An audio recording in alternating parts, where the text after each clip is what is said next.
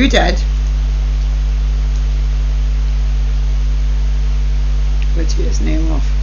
This is a finger I got like that the other day.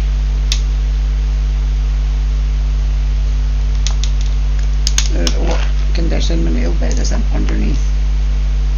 It's still sore, but it's not as sore.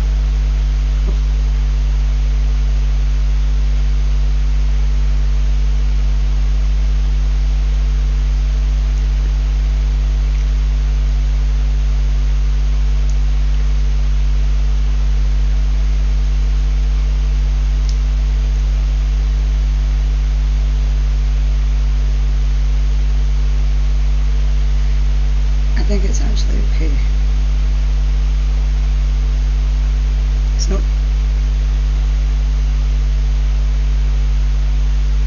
It's not detached at work. Happens with that finger. Because there's a little bit of bruising there. Tiny, tiny little bit of bruising.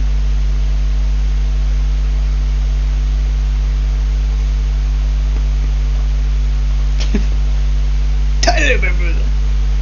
I'm putting on squares because they're less pressure on the nail bed. This nail glue is good.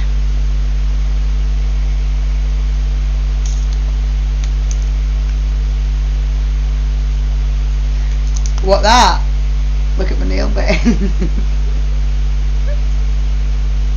Don't know what you're talking about, ice skate. I was just showing you my ouchie. Honestly, I was. Promise.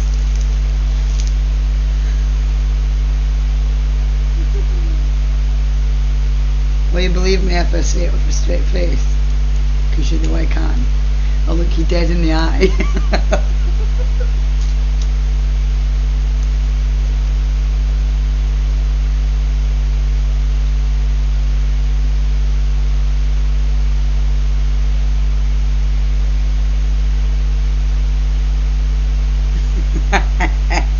I will look you dead in the eye. I can act when I need to. Hang on.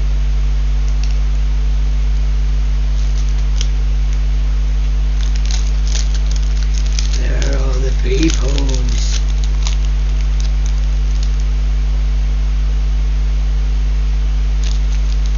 Give Joe 5 minutes.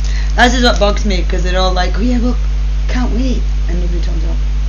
Like, are they having connection issues too?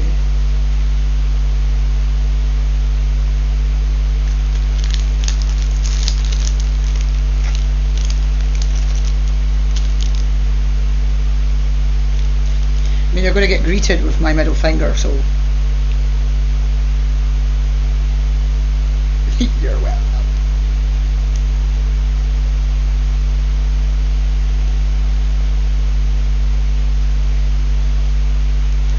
So there's not much content on the witch trials that isn't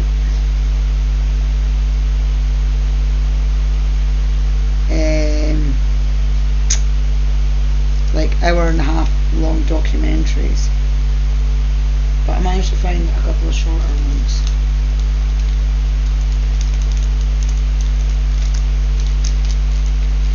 And then what we'll do, we'll specifically look for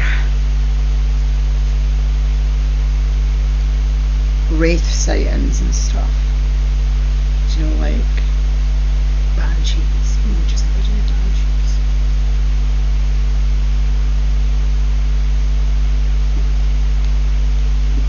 So my nails, I have got a permanent ridge down my thumb. I don't know if you can see it. Because I have big fingers, like I have big hands, forget them. And the false nails don't fit me. So when you see me wearing the coffin tip ones, the ones that are slightly longer than this and kind of shorter here, you'll know that because your girlfriend has a nail tape. because they don't have one that fits my thumb. See, this one's got it too, but it's not quite as bad. See it up there?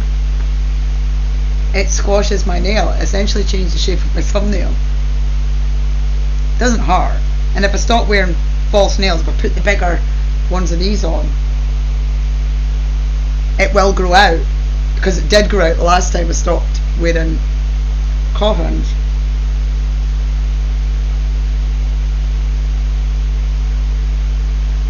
So now what I do, because it's grown out on one and not the other, is not have any fucks about it anymore.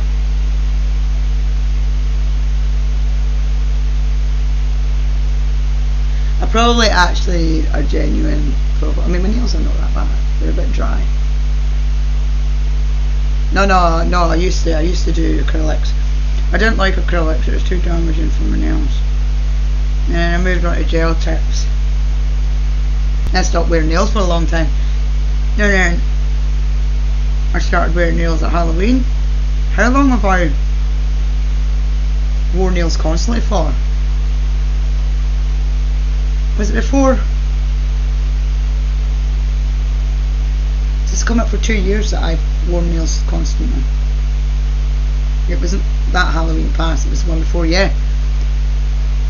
Now I got shouted at by Leah if I'm not wearing nails because I look fucking stupid.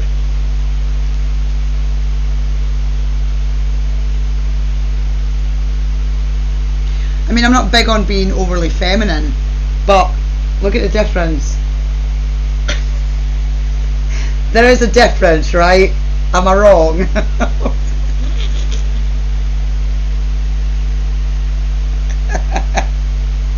So the only feminine part that I give a shit about is having nice nails. Don't care about, well, in the hair, but let's not get onto the hair. I don't want to upset you. Yeah, you know what I mean, apart from my hair.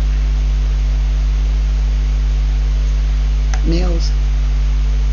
Couldn't give a shit about anything else. But yeah, I probably need a good manicure.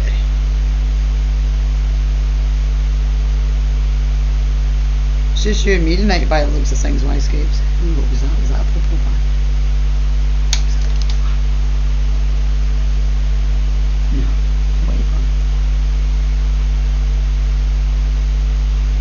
No, do you know, right, one of the things that used to absolutely baffle me, right, so I had 3 kids. Robin's 20, Leah's 13 coming, right, so they were all at one point in primary school, and I think Robin had just left into S1 the year Leah started primary school, right, and for the whole of Robin being at primary school and the whole of Leah being at primary school, there's always the same parents, and I mean it's a lot of them, that somehow get up in the morning, put their makeup on, put clothes on, do their kids' hair,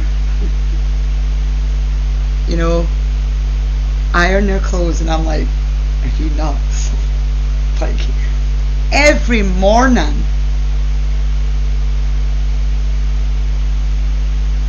And I just used to be like, geez, do you know, I'm just happy if my kids get out of bed and get dressed.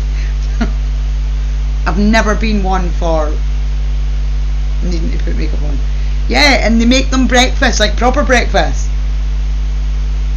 I'm like,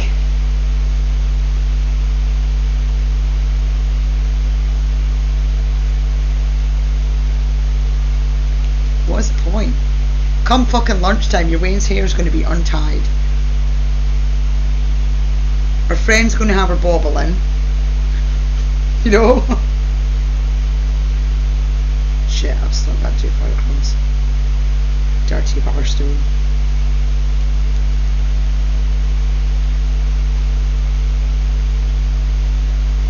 But it's the same parents that will kick off because school uniform is a compulsory thing. I used to kick off about school uniform because why, I mean, why does it matter? As long as they're dressed decent. as long as they're wearing clothes. But the high school here focuses too much on school uniform and not enough on the things that matter, unfortunately.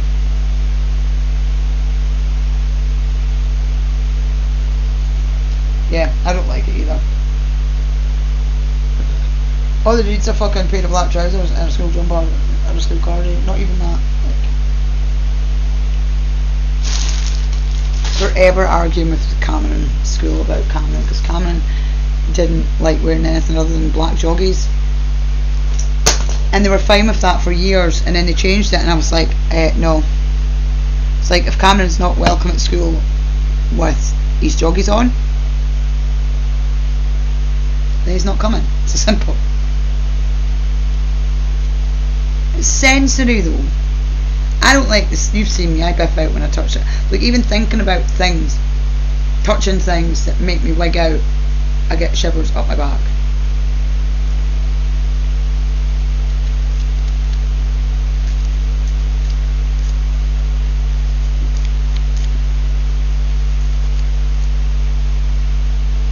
Rules are for breaking, though, eh?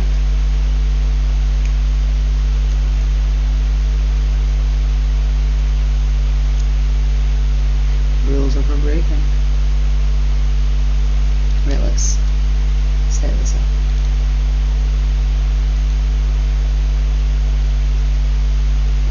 Stuff right on my nails. That was to the camera, not you, Ice Skates. Promise. What are you doing, screen capture?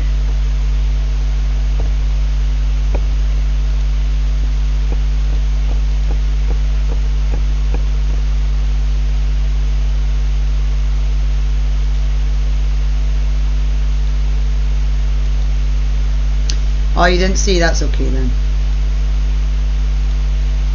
Right, so I did a couple of hunts for witch hunting, because I wasn't entirely sure what they would be called.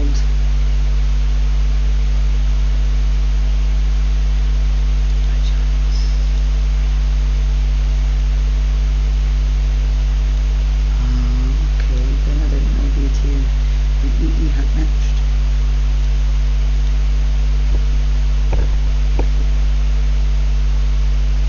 Bell Witch.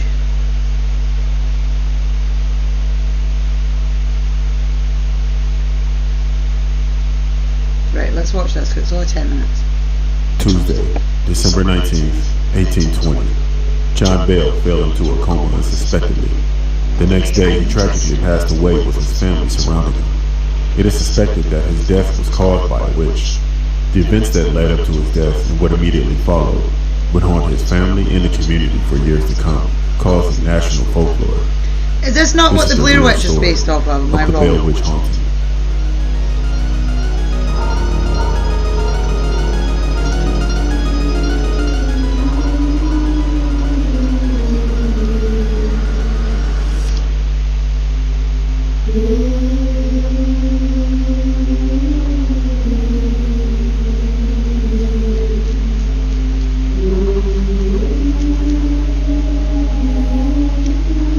The Blair Witch was based off of a witch that lived in the woods that used to murder people that camped in the woods, wasn't it? But there was something to do with a baby in the river with the Blair Witch.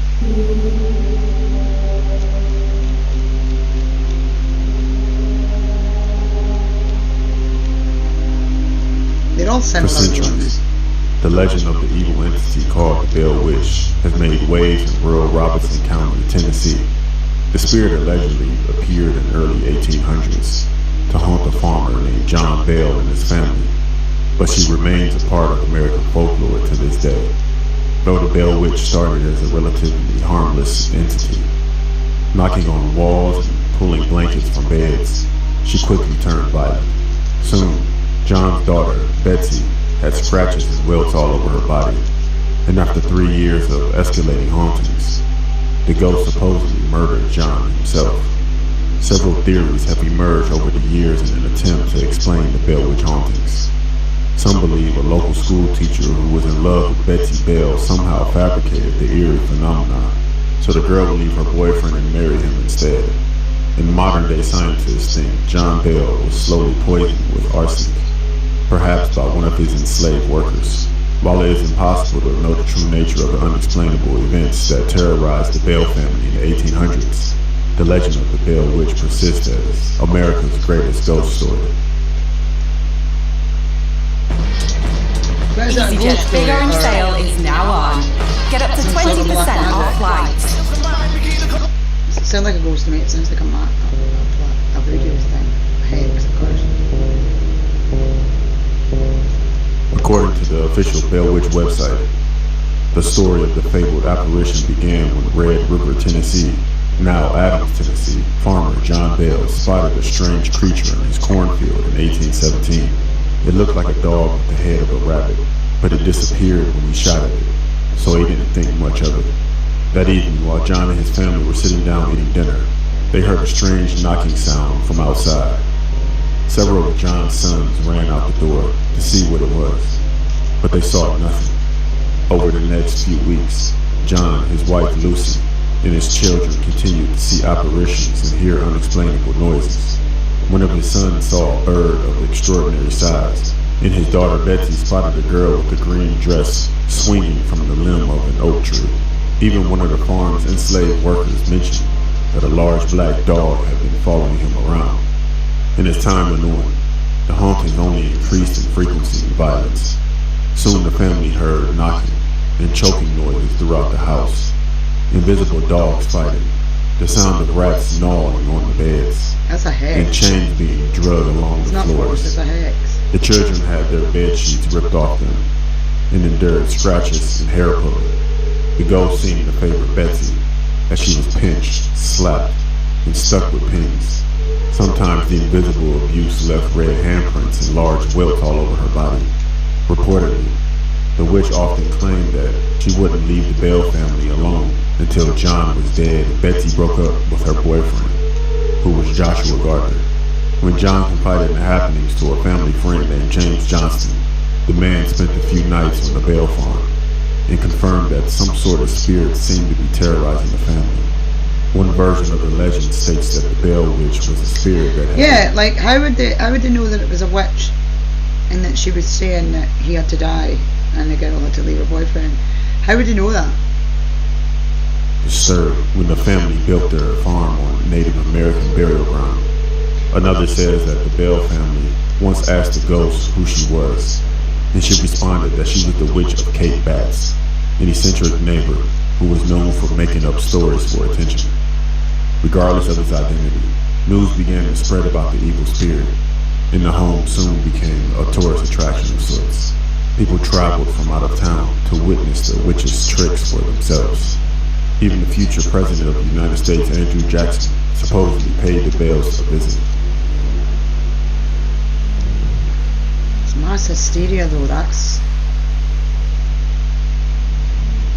what witchcraft is. Mass hysteria.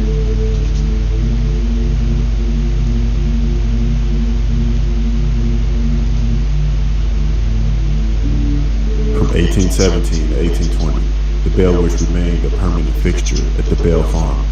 According to the historic Bell Witch Cave, the spirit would supposedly speak with the Bell family and visitors from around the country about the past and future, and she was especially well versed in the Bible. She once even quoted word for word 2 different sermons that had been given at the same time 13 miles apart. The entity who began answering to the name Kate after she claimed to be the witch of Cape Bats was violent toward John and Betsy Bell, but she seemed to like John's wife, Lucy.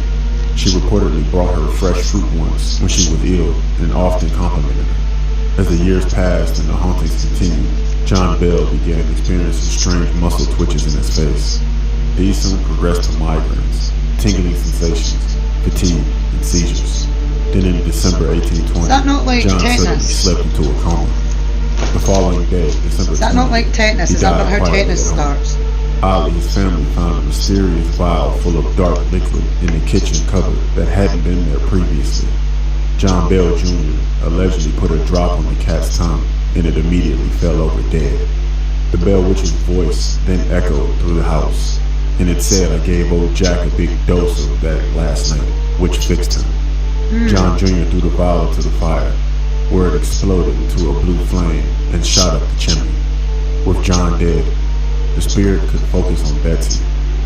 She began to follow her wherever she was, with Joshua, her fiancé, pulling her hair, beating her, and shouting threats and curses at the young couple. By March 1821, Betsy couldn't take it anymore. She broke off her engagement with Joshua, and the Bell Witch suddenly disappeared. The entity allegedly visited Lucy and told her she was leaving, but she returned in 7 years. And sure enough, in 1828, the Bell Witch reappeared to John Bell Jr. and stayed for 3 days, speaking with him about the past, present, and the future. She even reportedly made predictions about the Civil War, which was still over 30 years away. When she vanished for a second time, she supposedly said she'd return in 107 years, but there are no records of a reappearance in 1935.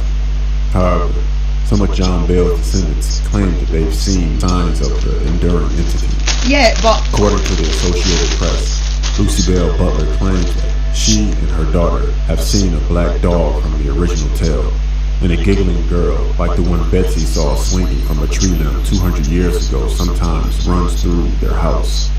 Of course, Butler's claims, along with every aspect of the Bell Witch legend, are doubted by many. After all, the story is essentially a folktale passed down through generations, though there are newspaper articles from the 1850s that mention the witch.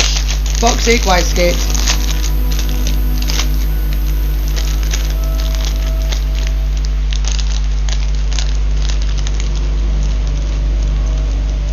As with any paranormal story, any good paranormal story, there are several possible explanations for the events surrounding the Bell Witch haunting.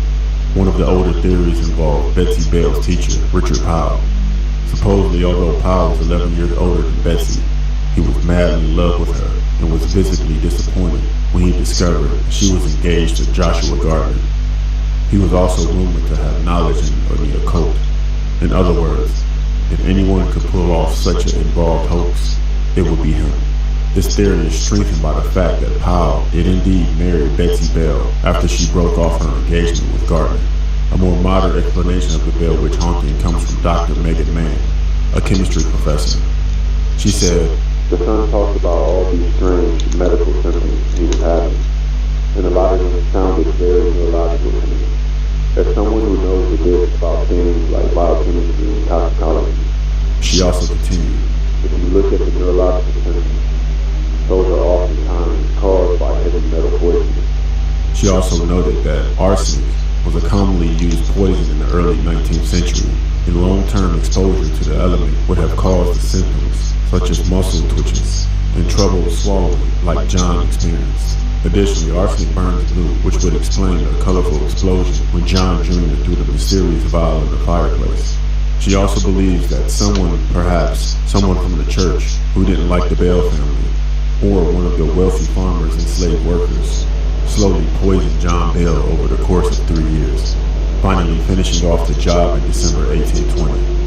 No one will ever know the truth behind the Bell Witch legend, but the accounts and theories associated with the folklore certainly offer great material for late-night campfire stories.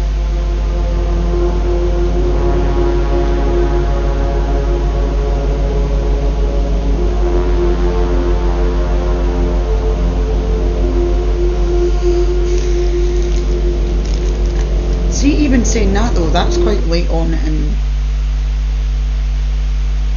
like the whole witchcraft thing for something to be blamed on a witch, innit?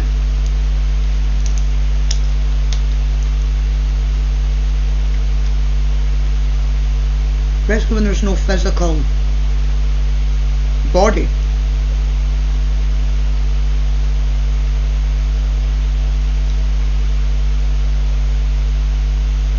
So is it haunted by poltergeist, or is it haunted by a witch?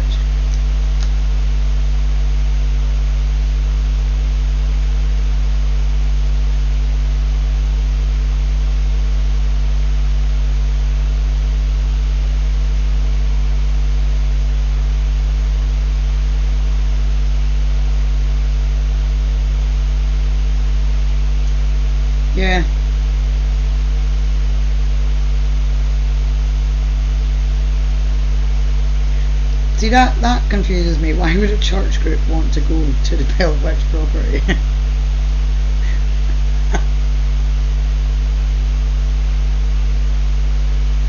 I don't get that. I really don't.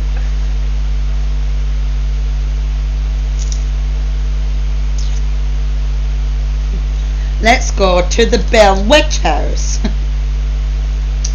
A fun family day out.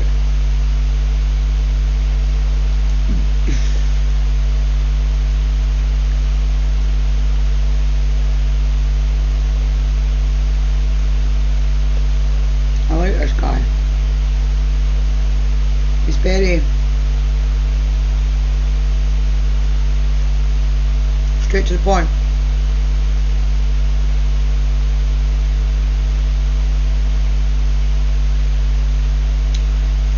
I've never seen the Bell Witch Cave. Let's have a look at the Bell Witch Cave. Like petrol was here.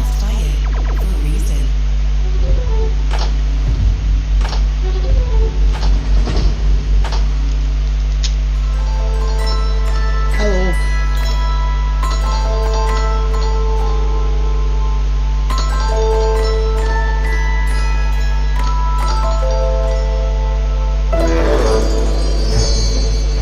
Good afternoon, ladies and gentlemen. I have a treat today with my wife, Trey, and his wife, Julie. And we're at the Bell Witch Cave, Double D. historic Bell Witch Cave. And we're about to go inside this thing. And a lot of Native American history here on this cave. There's actually a Native American burial site on top of the cave with bodies still in it. And it's supposedly Andrew Jackson, a lot of Andrew Jackson history here too. He got scared of this place. But it looks like we're starting to head out on the tour. So, let me meet up with everybody. The minute I hear the words Native American burial site, I'm like, Hello. I came out and daughter just asked me, she was like, oh, is that the one you're listening to every night? So, are you the person that lives here? Well, my mom lives here. Your mom lives. That's just your family. Yes. I talked to her on the phone the other day. Oh, you did? Yeah, we were gonna do the night thing, but then we decided we're gonna make a big circle around and go do some Andrew Jackson stuff. Yeah. But yeah, that's awesome. Oh, cool. How cool is it? I was hitting me, my brother, and my sister are running it now. Do you live here? Well, You live right there? yeah. What a trip. How's it to live here? You ever go kayaking in the river? I've been kayaking, I've been canoeing, I've been tubing, and we just started my daughter just started tanking. Tank? Oh, wow. You get That's the big, interesting. huge room camel straw, and set up your chairs and your table and your cooler, and just float. What an awesome property. How beautiful.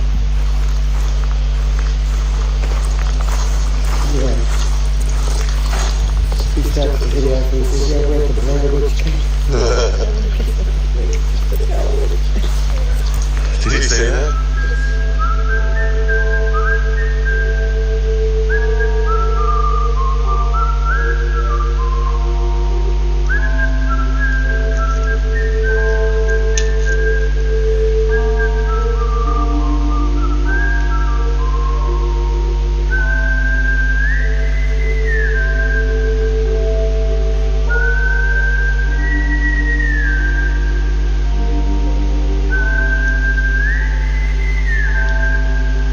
you'd expect that if this was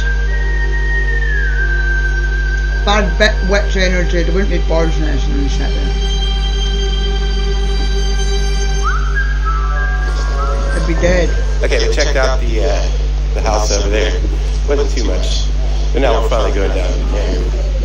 And as you can see here, the cave entrance.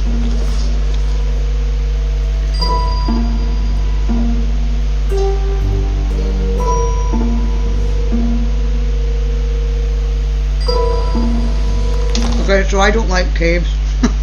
Just so you know. I think there's something otherworldly about caves.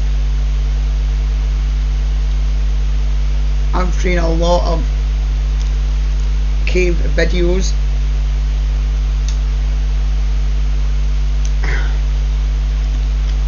where it's like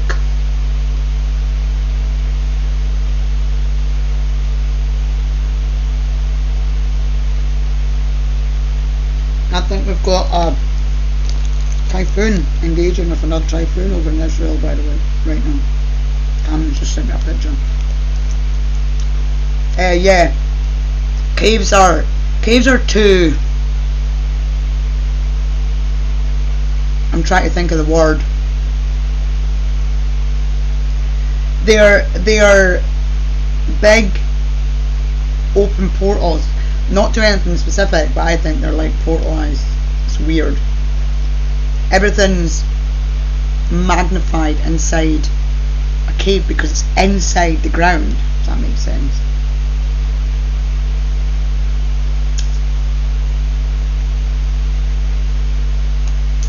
You know, it's a beautiful day here in Tennessee. We got about 20 or something people on this tour with us. And the Harpeth River is right down here. And I see people kayaking as we speak down in the Harpeth. And I mean, not the Harpeth, I forget what name of this river is. But Red River, I think it is, Red River. But I see a bunch of people kayaking. And the cave is right over here on the other side. Trey, Donna, and Julie are straggling behind. And if you were kayaking, you could come right up to the cave. And that's what I was originally going to do. And I probably still will end up doing that at some point. Because as I've been here, the guy keeps saying that the kayakers are coming up the waterfall, and the waterfall is right next to the cave. And they keep telling the kayakers to get out of there. But I mean, this is a beautiful little hike down to this cave. And a waterfall. Other places in America. Good idea. All kinds of stories about this cave, and I'm sure a lot of people actually have seen the videos that the other guys have made on YouTube about this. And the lady that owns the place, she watches Trey's videos all the time. So what do you think so far? They have a kayaking tour. That's pretty cool. It looks like it would be pretty cool to do that. Do the kayaking tour? Yeah, I would definitely love to do the kayaking tour. Because you can see there's people kayaking down there right now. Man, I wish that was me. You know what I mean? I love to get in the river and kayak.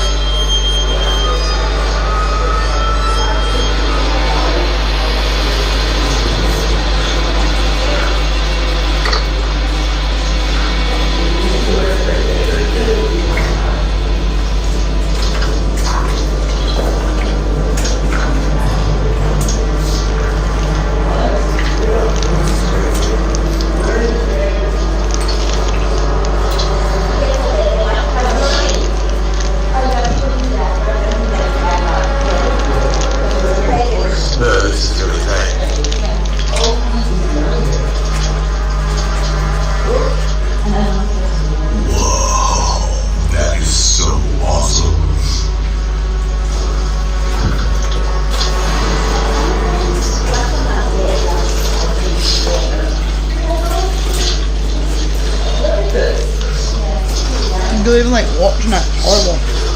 Touch. Touch on me. Sorry, David.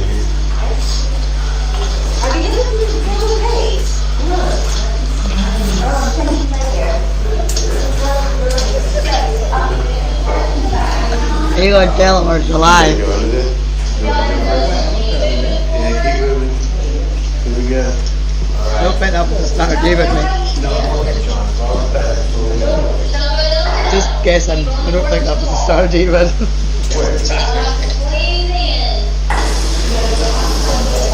This is weird. Water's running all the way through there. And then straight up here. Active cave system. Like this is pretty wild to be inside this cave. Yep, wrong star, dude.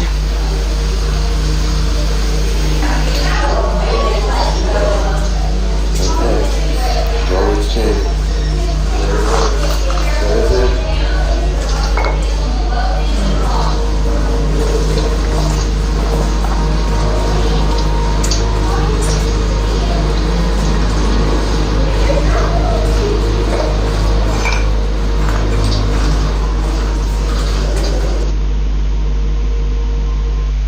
Remember her princess I era? don't even like Well, that. with Vinted's new categories, you can now sell all sorts Would of... I go in? Yes, but I'd be like, yeah, pull me through.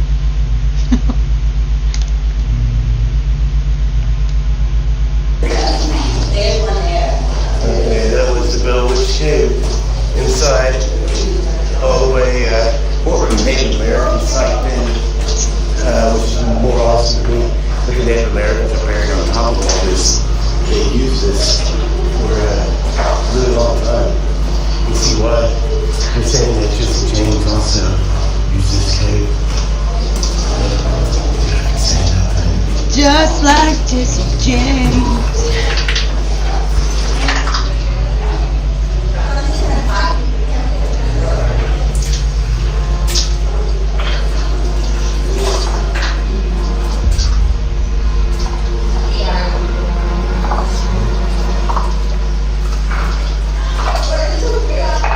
Like, what relevance does the cave have to the house? Well, I think it's the Native American girl was buried.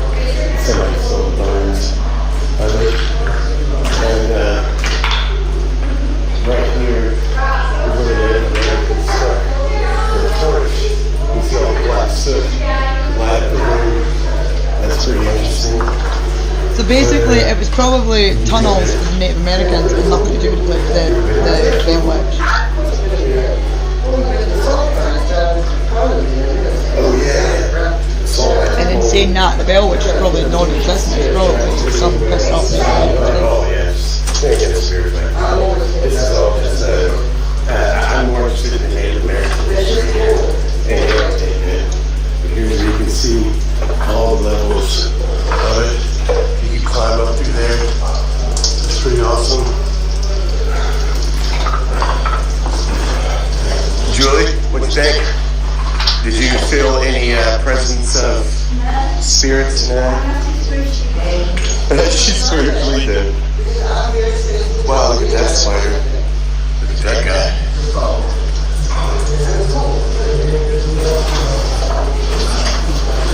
Yeah, that's right. Yeah, that's the. But they could have been added after the fact as well, so it's for shits and giggles. She's about to turn down, too. Okay. See all that down there? Like, see that word? You need to fucking stop putting that word next to it. Here, I'll wait for him. No, really, when people can't actually identify what fucking star they're looking at.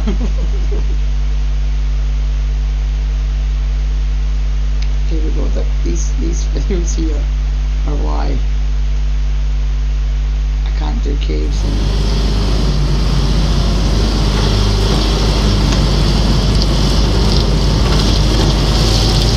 This looks like British. It's British.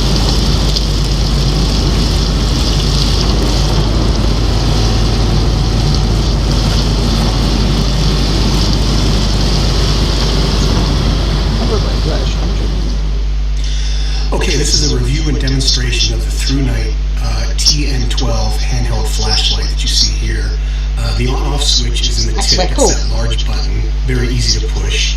The silver button on the top here is what you use to cycle through the 5 light levels. There are 5 levels. Firefly mode, which is really dim. Then there's low, medium, high, and turbo. And I will post in the video's description how many lumens each of those levels puts out. And there's the front of the light with the lens and the LED. So I'm about to hike back through this really remote canyon here to an abandoned mine. And I gotta tell you, there's a storm raging outside. The winds are around 40-50 miles an hour, and it's extremely dark. There's no lights back here. And so I'll be using this light here, the ThruNite TN12, for my illumination so you can see how it works. I won't be able to talk that much in the video because the wind is gonna drown out my voice. So let's get out of the car and start heading back there to the abandoned mine. And then we'll take this light also, we'll take it inside the mine as well.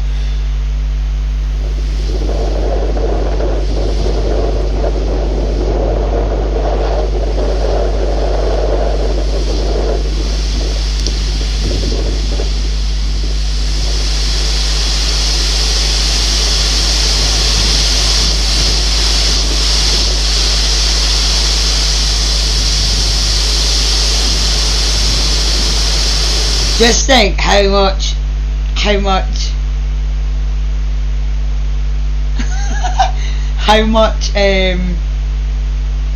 energy is stored in that metal, because it's a turning wheel, right? How much energy has been stored up in the center of that?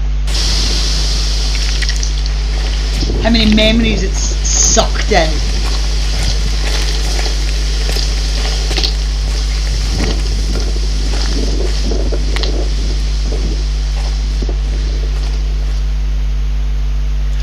Okay, that's the portal to the Waldeck mine. I'm inside. The wind has kind of died down a little bit, and it's not raining, so I'm just stay dry. My video Inside this little alcove, kind of. But anyway, you come down this little inclined path, and then big boulders here to climb over, and then the tunnel's right behind me, this way. So let's check it out. So yeah, you've got all that negative hostility and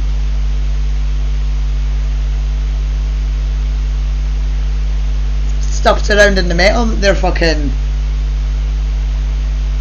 yeah, it will all, and that's stone as well, that's the mines, and the walls of the mine, that's like a big frickin' sponge. Let's get in here. I see the moon. Now, right now, I have both of my helmet lights on, but since I get in here, I'm going to turn them off and only use the ThruNite TN12. Dude, it tells you on the fucking flashlight. And I'll show you how it works. That's the only light that I'll use in this mine. Looks like right here on the right is some gobbing. That goes all the way down there, and then right up there is a little bat. Oh, really?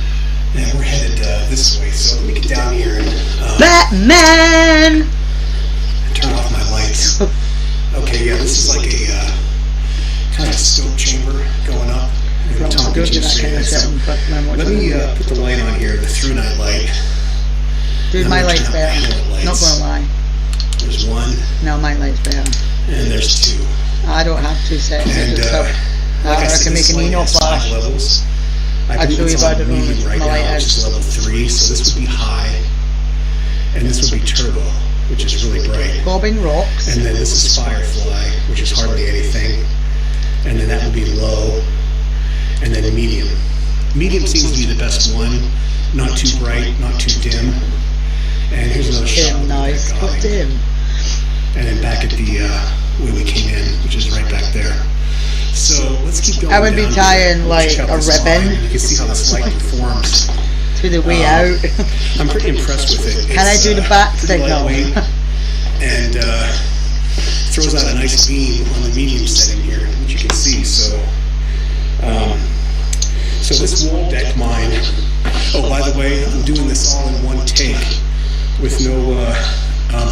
video. I've had a lot of people ask me about that, and they want to know why I do edited clips. So I'm doing this video. That looks like a dead end there, collapse. I'm doing this video all in one take with no stopping of the camera, so you can see why I don't do long videos like that. Because a lot of the footage is just me walking down tunnels and stumbling and tripping and trying to hold the camera straight and keep the light straight. It's a little too much. So up here in the ceiling, it looks like there's a vein right there. Don't know if that's a quartz vein or not. Hey, what are you looking at? Right there. What was down there? Went back into a tunnel that way, so let's keep going down here. You check. So I whistled and the camera looked straight down underneath it. More gobbing here on the left.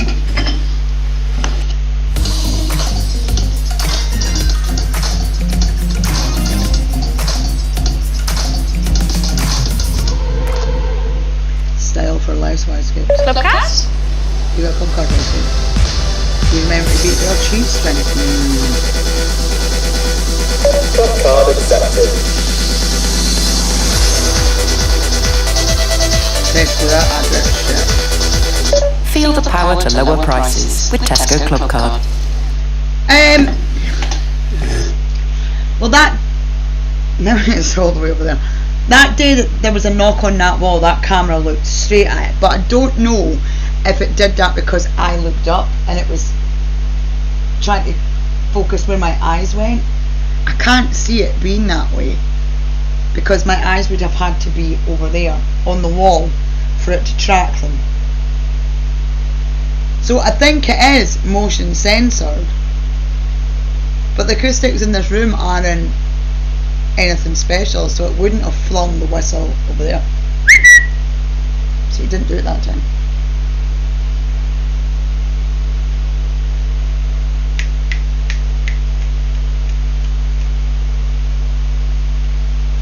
Let's just take fucking ignoring me now. Hello.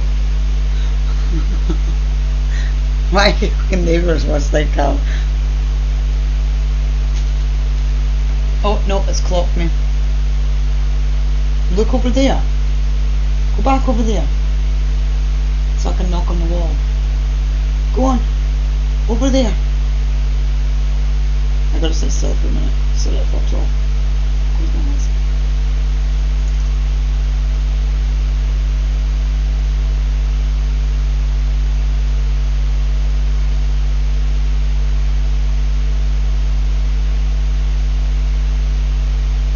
Still looking at me.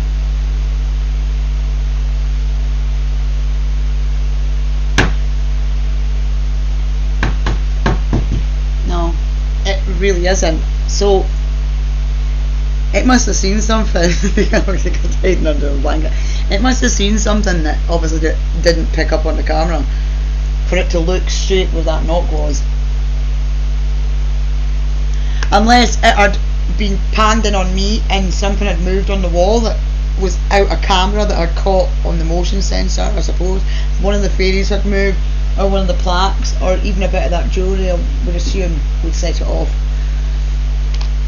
I keep forgetting I've got all that jewellery up there.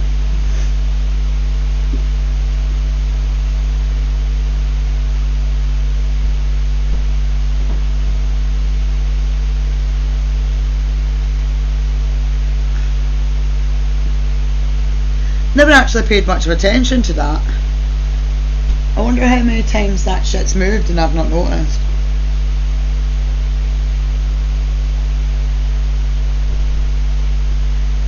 Because it is free hanging. I see them move occasionally, but I mean,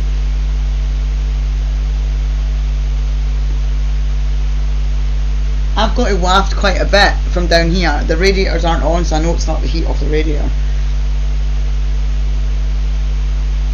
But I've seen the basil move by itself. And the tunnel keeps going straight ahead. Yeah, it's very hard to look at all the see all the glitching. Walk through these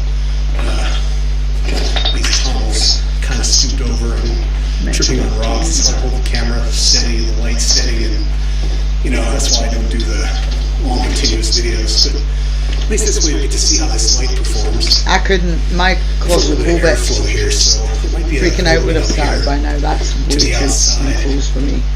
I like to be able to stretch my fucking arms This out. line dates back to the 1800s. I would feel like I was suffocating in there, especially seeing how small that end of that tunnel's getting. Based on what little research I did, was a big gold producer back in the day. Now somebody told me that these yellow rocks you see kind of in the tunnel, don't know if that's coming out of the video, but we are on the sides there, but they said when there's yellow rock like that, gold isn't too far behind. I'm not sure if that's sulfur or something, but if anybody knows, leave a message in the comments. Way, Mr. Bat. Let me know. I don't think I'm not bad with confined spaces, but see somewhere like this, see where I have visible visions of something getting, I know it's probably an optical illusion and it's probably the same height all the way through, especially if you're having to constantly crouch.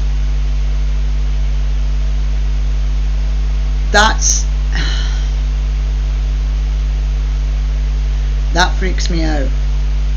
It's done it again.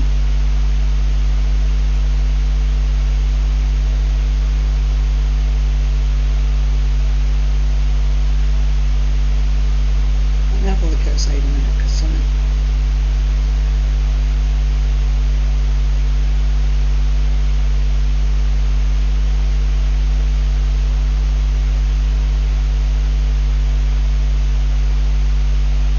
Quite a nice view of the stars through the clouds there.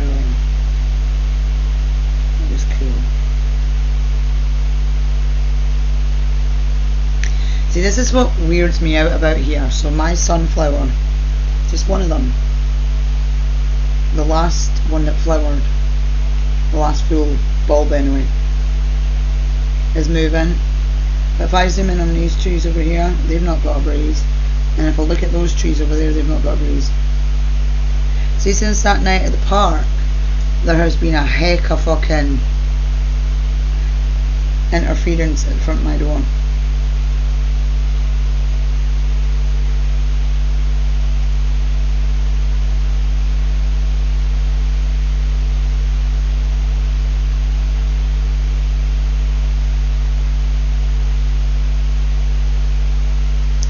I'm actually kind of glad, see, before those alcoves were fitted, a lot of the houses had motion sensor lights on the front. Mine didn't, thankfully. I've got a motion sensor around the side, so I can't see when it gets set off. But over there it keeps getting set off. I don't know what's doing it. All the time it gets set off.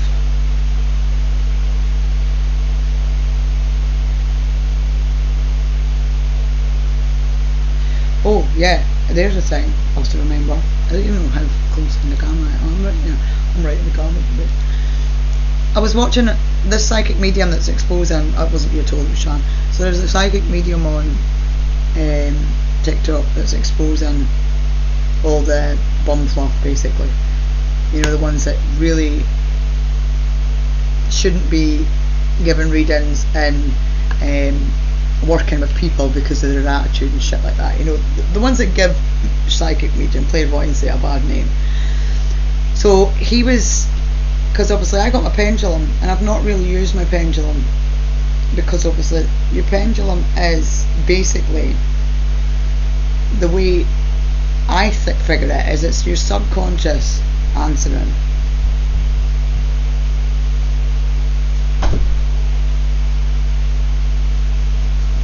What do you want?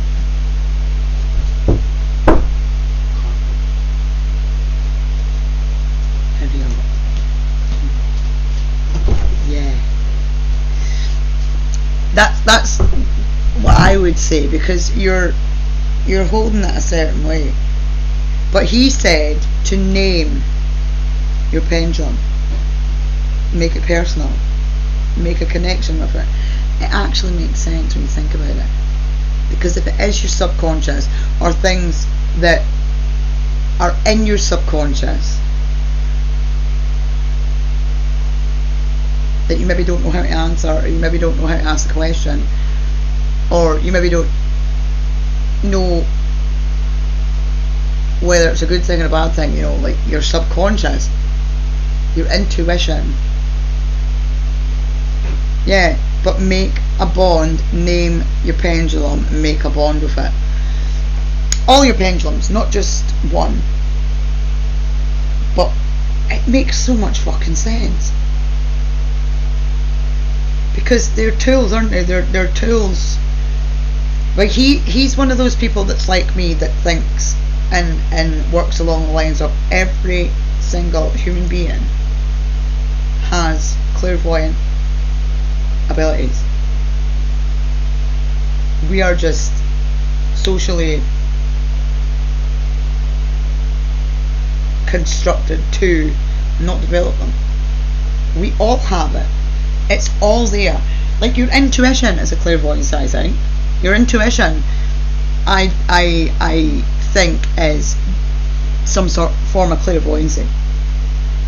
I do think we've got ancestral guides and we've got assigned guides. I have got a new guardian. I've not seen it since it tapped me. I still can't remember what day that was. I was supposed to get a video, came off that live and ended up doing something else, and now it's like a week later and I've forgotten about it until this morning when I was talking to Sean, because I really want to see whether you guys could see my hair moving, because I could feel it, but I could also feel those taps, and they were hard enough for my arm to move. And the flick of the hat. See, when things like that happen, I think it was Tuesday, it was Wednesday, Thursday. It wasn't. The hat happened on Fleetwood Friday. So I'm due my jag this Friday. I didn't have it last week. It must have been the Friday before.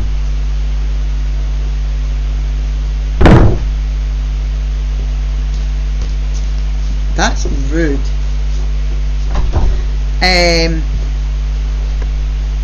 I've got 30 days on my TikTok to look at.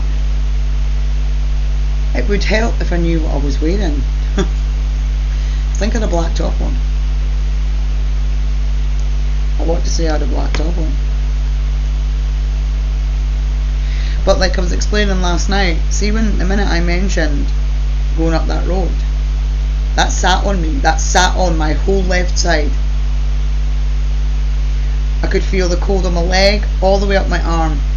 Not my right side, my left side. And then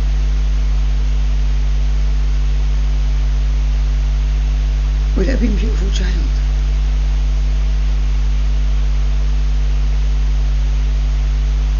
Beautiful Child, Uninvited, or The Hanging Tree? They're the three new ones I've learned in the last 2 weeks, aren't they? Let me check. 2 weeks. I can go back 30 days, so it's going to bug me now because I remember the 26th, the 19th, 2nd, 26th, that's 2 weeks, and 19th is 3 weeks. Yeah. Let's put this cute video on. I don't think we're going to get anything far more on here. Is where gold is found, but I'm not sure what yellow rock would have to do with it. There's a lot of it right here in the overhead. Let's go back to what we were actually supposed to be doing on this case. Oh. Welsh Amityville. Do you know anything about this?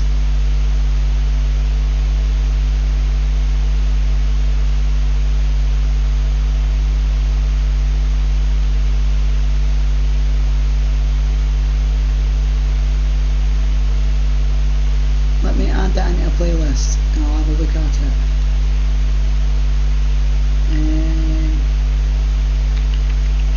I'll put it in with Sally because I do believe that there was witchcraft involved with Sally.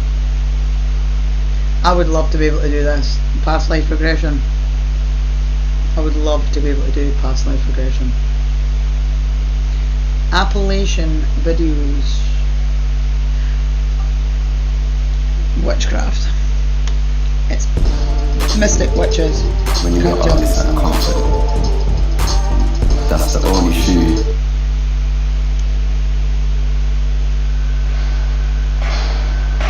The 11th of the 8th.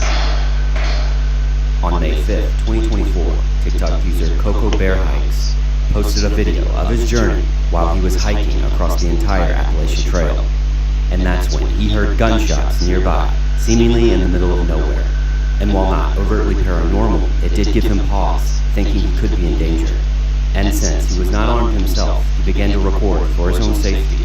Here's that clip. Take a look. Yeah.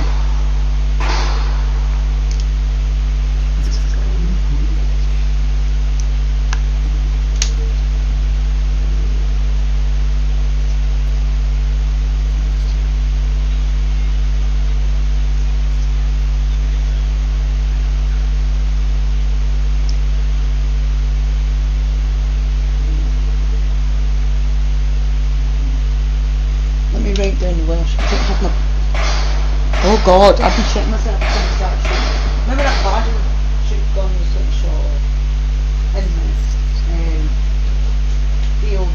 Now it should be noted that many commenters were quick to speculate as to why they were shooting in such a remote area, with some commenting that he had every right to be sketched out, and while others said it was completely normal. But given Appalachia's notoriety, it left him a bit more paranoid. You can follow the rest of his journey over on his TikTok account. But as always, let me know what you think. I thought Ken and I were my boyfriend. No! Stop! Stop! Please! Please! Please! This next creepy video comes from Dee's Dark Adventures over on YouTube. I'll tag it in the description below. And after hiking on a strange trail near the Appalachian Mountains, she begins to be hunted by something in the distance, and it does not go well. And even after making it out of the woods, it still continues to follow her. Here's that clip. Take a look. Hi. Mothman. That's what that is. That's a Mothman. Yeah. Thank you. You ever looked into Mothman? I'm leaving. The legend behind Mothman. It's pretty fucking good.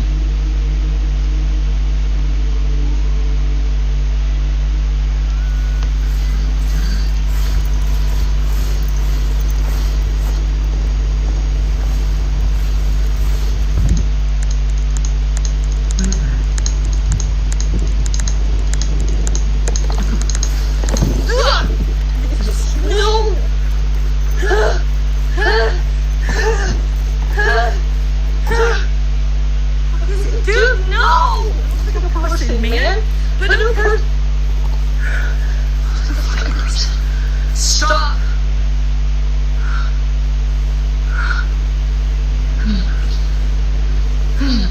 I just keep getting up and down, up and down. Stop. I can keep running.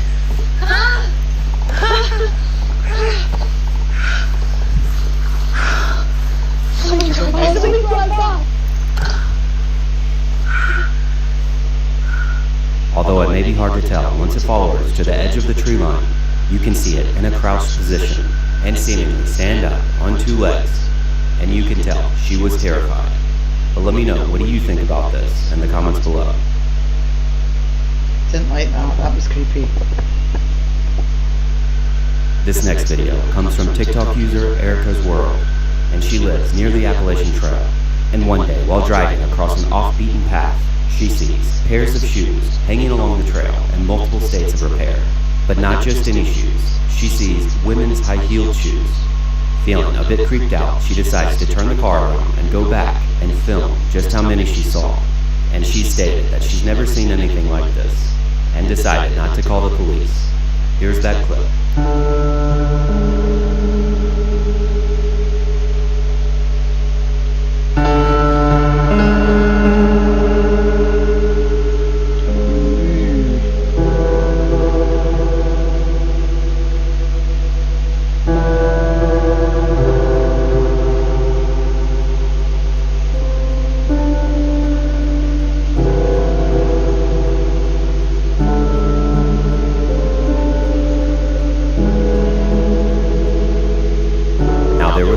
speculation in the comments as to what it could mean, but she has since stated that she's going to find a different route from now on, and I, for one, don't blame her in the slightest. But as always, let me know, what do you think? 17th, 18th was Sunday. This next creepy video comes from Action Adventure Twins, and they specialize in cave diving and finding unmarked caves. And after finding a hole in the ground in the middle of the Appalachian Mountains, they decide to lower a GoPro with a rope down the hole to see if it opens up into a cave that they can explore. But what the camera actually picks up is pretty terrifying. I shortened it a bit for time, but you can see the full thing over on their channel. Here's that clip. Take a look. Dude, the mystery deepens. We hear water down there too. There's like a whole river down there or something. Ended it.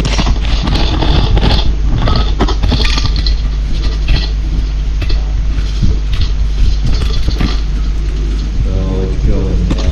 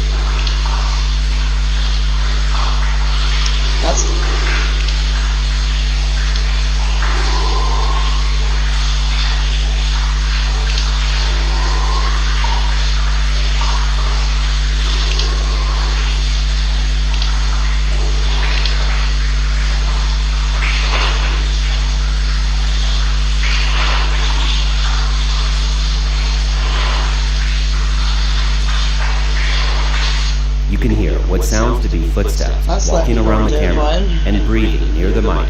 Not knowing what they actually captured on camera, they took the footage home and posted it online.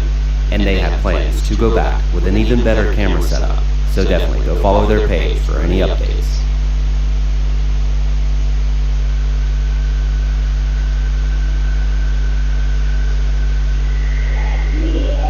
Remember, this is absolutely This fucking last terrifying. video comes from Mandy ASMR 22, and after many strange occurrences behind her home near the Appalachian Mountains, she set up night vision security cameras to see if she could catch anything, and she posts all these videos to her TikTok channel in hopes that her followers can explain what's going on to somewhat ease her mind.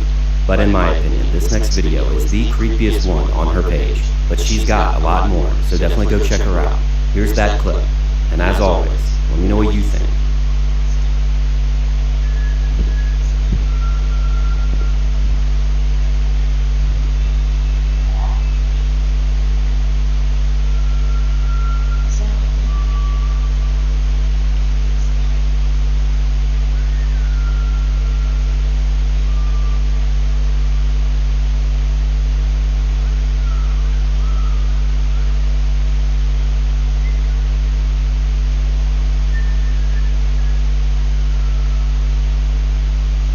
Again,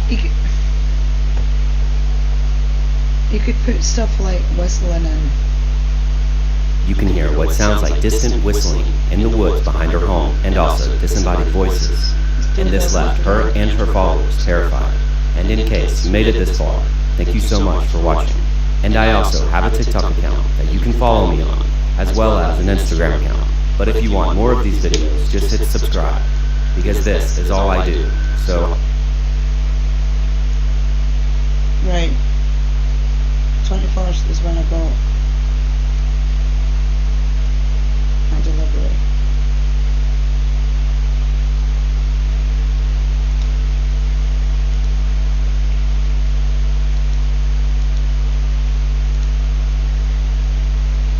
That's a Wednesday. Thursday.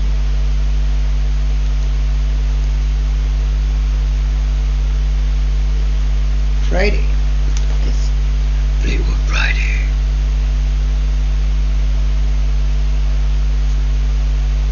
Yeah, the Appalachian. This is all I do. Except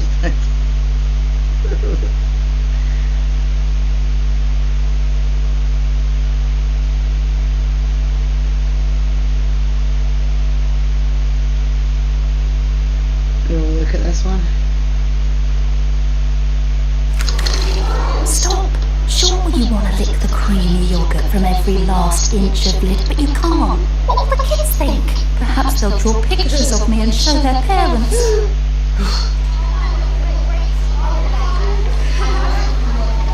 Muller, love every bit.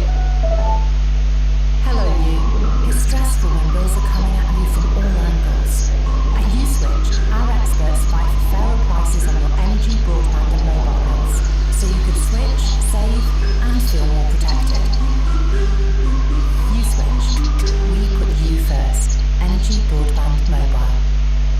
On May 6, 2019, YouTuber Connor Kelly posted a video of him exploring an abandoned McCoy gold mine in the Nevada desert. However, what was supposed to be nothing more than a fun adventure with his family quickly turned into a disturbing experience, one that would likely stay with the group for the rest of their lives.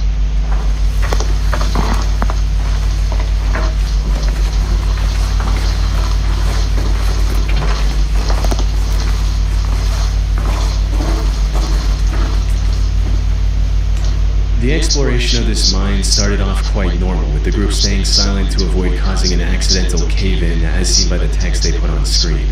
However, after about a minute and a half of treading deeper into the mine, Connor noticed something strangely reflective on the path ahead.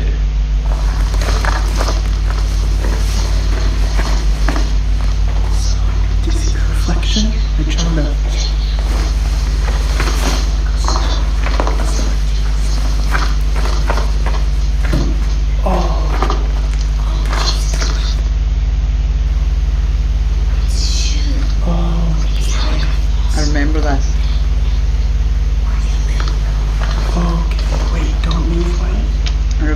What they found reflecting back at them was a shoe, amongst many more, in a massive pile with random bones scattered throughout. That's a bone right there. Actually, there's quite a few bones in this. What made this pile even more odd was the sheer variety of shoes on display. Many of them were clearly very modern, while some were models that were released over 30 years ago. How could such a random assortment of shoes end up in an abandoned gold mine in the middle of nowhere? Things took an even darker turn when the group ventured further into the cave I'm going to say right now, some were models that were released over 30 years ago. How could such a random assortment of shoes... a viewer's perspective, that leg bone is too short for that shoe. That's supposed to be a shin bone. Unless it's... That is not the bone for that. It's the wrong shape. It's too short for that foot.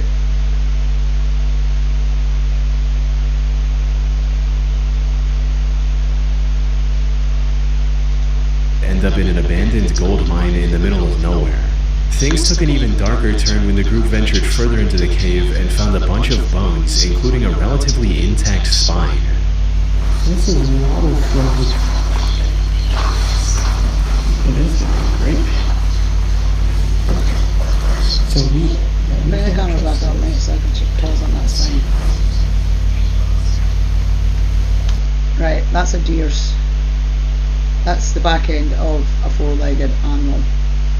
Just judging by the way the spine is, it's not human. There's a deer skull, or a moose skull, or an elk skull or something there too. Can you see that past my flat head? Right there off the bottom of the camera. I know, right, wise heaps. I noticed her in the bathroom because she's wrapped up in bubble wrap. And she's sitting in the downstairs toilet so she doesn't get knocked. I sound really stupid, but you know what I mean. She's in the bottom bathroom, out of the way. But that looks like the skull of a deer sitting there, and that looks like the spine and the pelvis of a deer. Ribs missing, so that must be down there. That looks like another skull of a deer. By this point, the group was growing increasingly unsettled by these disturbing discoveries, prompting them to leave the cave. Look at the mist. As quickly as possible. Look at the mist. That's where the original video ends, without any explanation or resolution. Connor didn't provide any more information in the video's description or in the comments. He posted 4 more videos after this, but none of these videos included any updates on the disturbing encounter either. So, what's going on here? One of the first things that comes to mind is that this mine was the collection spot for a serial killer.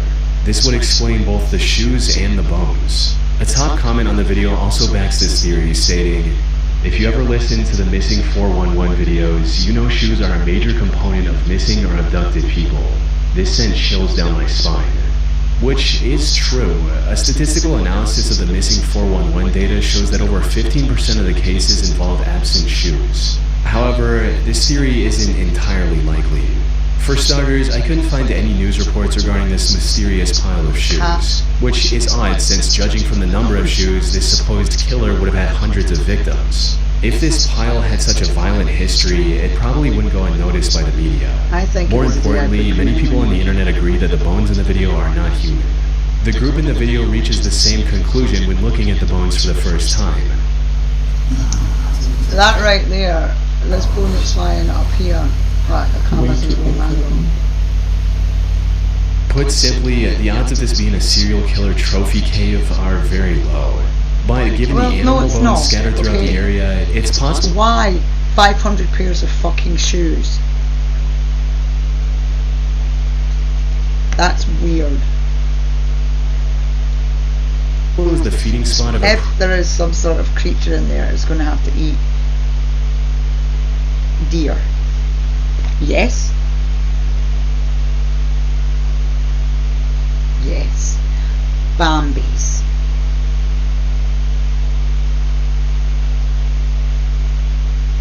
I think it was this day. I think it was 23rd when I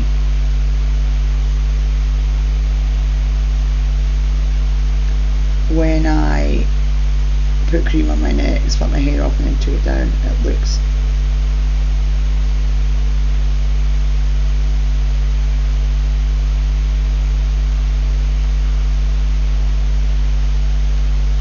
Doing it again.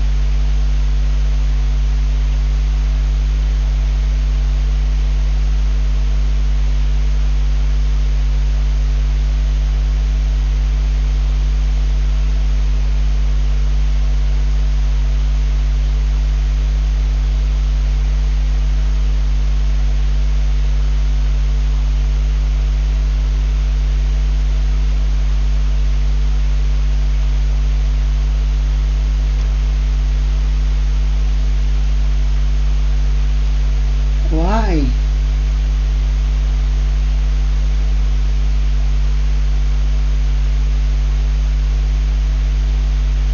Let me download this a second. This video is biffing the fuck out.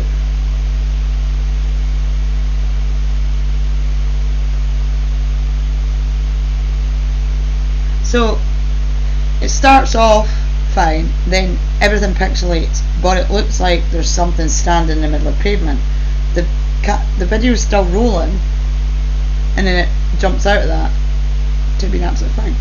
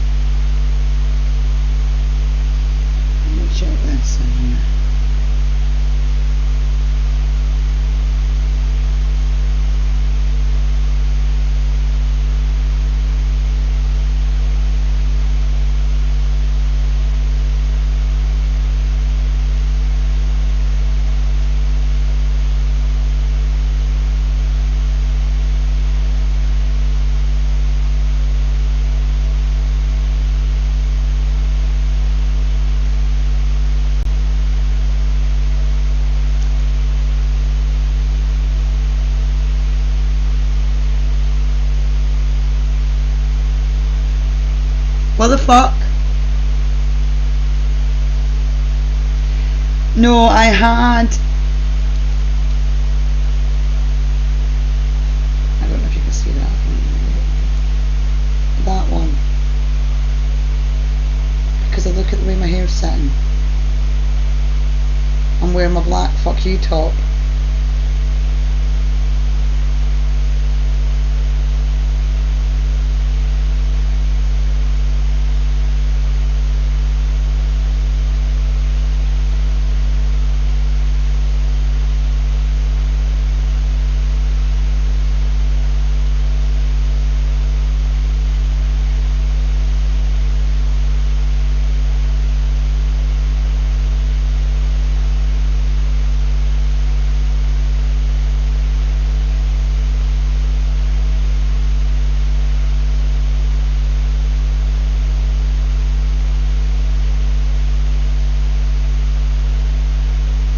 The problem is though, I can't remember whether the hat flick happened the same day as the tapping. That's what's wigging me out. Yeah, let me send this video in the Discord, the WhatsApp, right?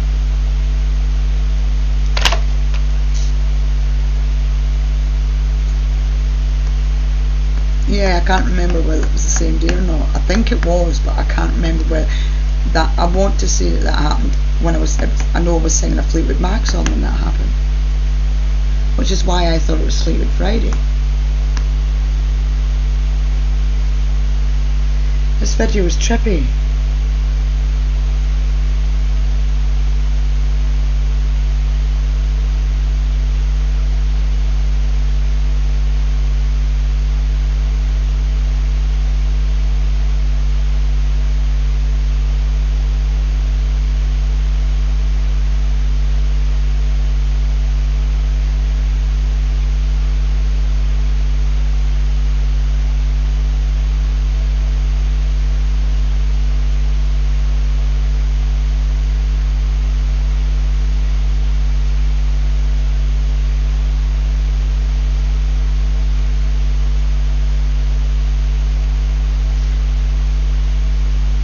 It looks like everything that's not pixelated is still moving properly though.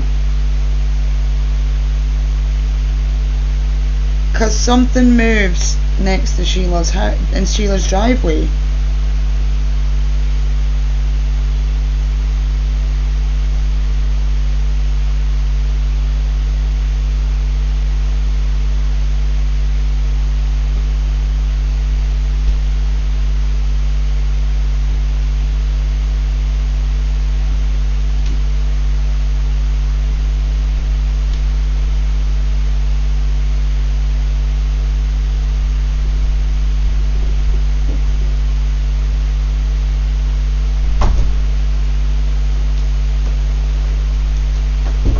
See it do that before. That's weird as fuck.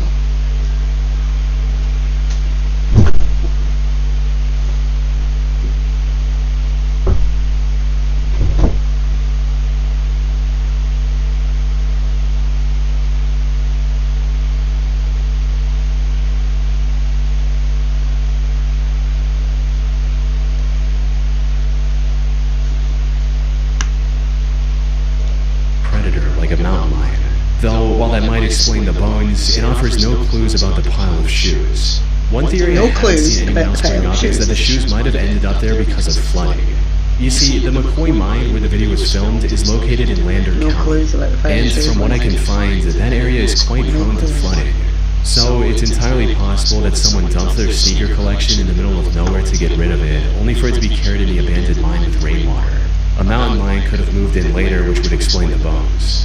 The only proof I have of this theory is that the ground in the deepest part of the mine is extremely wet and has water flow marks leading into it. Other than that, it's pure speculation. That said, another potential explanation for both the bones and the shoes is that Connor placed them there himself in hopes of creating a viral video. That too. People on the internet have pointed out that the bones in the video are a bit too clean for something left in a muddy cave by a predator. Some have also claimed that a few of the bones look like they're inorganic fabrications. Another inconsistency in Connor's video is that he and his group keep claiming that all the shoes in the pile are kid-size. He even mentioned that in the video's title, which reads, "Kids' Shoes and Bones Found in Abandoned Mine." Now, while that makes an already creepy situation even more disturbing, it's simply not true. There are plenty of adult-sized shoes visible in this pile. Unfortunately, I doubt we'll ever know what happened here for sure. It's been 6 years since the video was uploaded, and as I mentioned earlier, Connor has vanished completely from the internet ever since.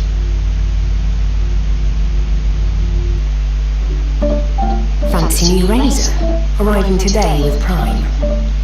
That's Action Adventure Twins is a I just YouTube realized channel what that run by advert brothers was. James and Edward. The duo has been exploring dangerous and crammed caves since early 2020.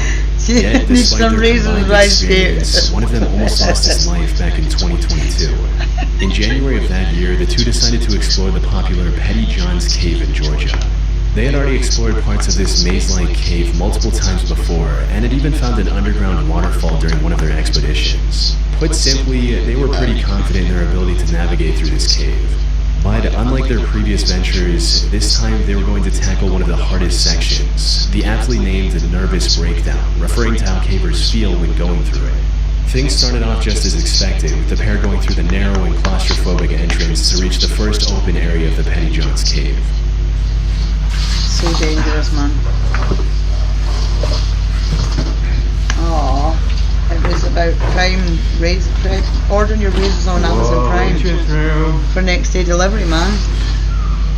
However, it didn't take long for the cave to begin closing back again, forcing the two to squeeze through tiny passageways. But that was only the beginning. After about 25 minutes of crawling through increasingly tighter spaces, they reached the first big obstacle, a muddy room with a narrow and steep hole in the middle. They had to carefully walk around this hole to progress. A single slip and falling into the narrow hole and possibly getting injured. And given the lack of safe footing around the hole, it would have been near impossible for the other person to pull them out. After successfully navigating around this obstacle, they finally arrived at the entrance to Nervous Razors! Breakdown. Unfortunately for them, things weren't looking good. The area surrounding your the entrance sheepings. had collapsed some time ago, making it very difficult to figure out the path ahead. After looking around for a bit, Edward eventually found the real entrance and was excited to go in. He genuinely couldn't wait to find out what was down there and began his descent, leaving his brother behind in case something bad happened. What he didn't realize was that this was about to be one of the worst decisions he'd ever make. Because after descending for a few minutes, Edward called for his brother, only to be met with complete silence. I found a rope. Or reasons.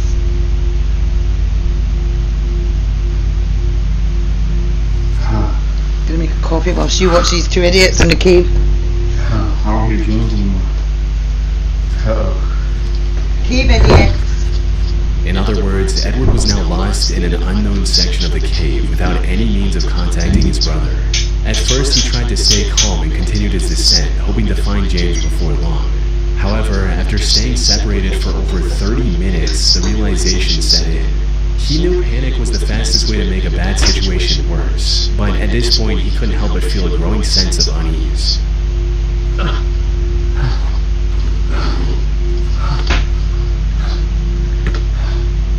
Jay!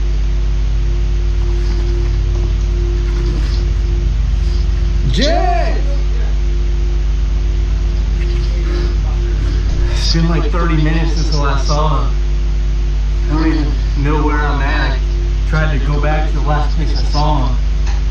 And everything just looks the same.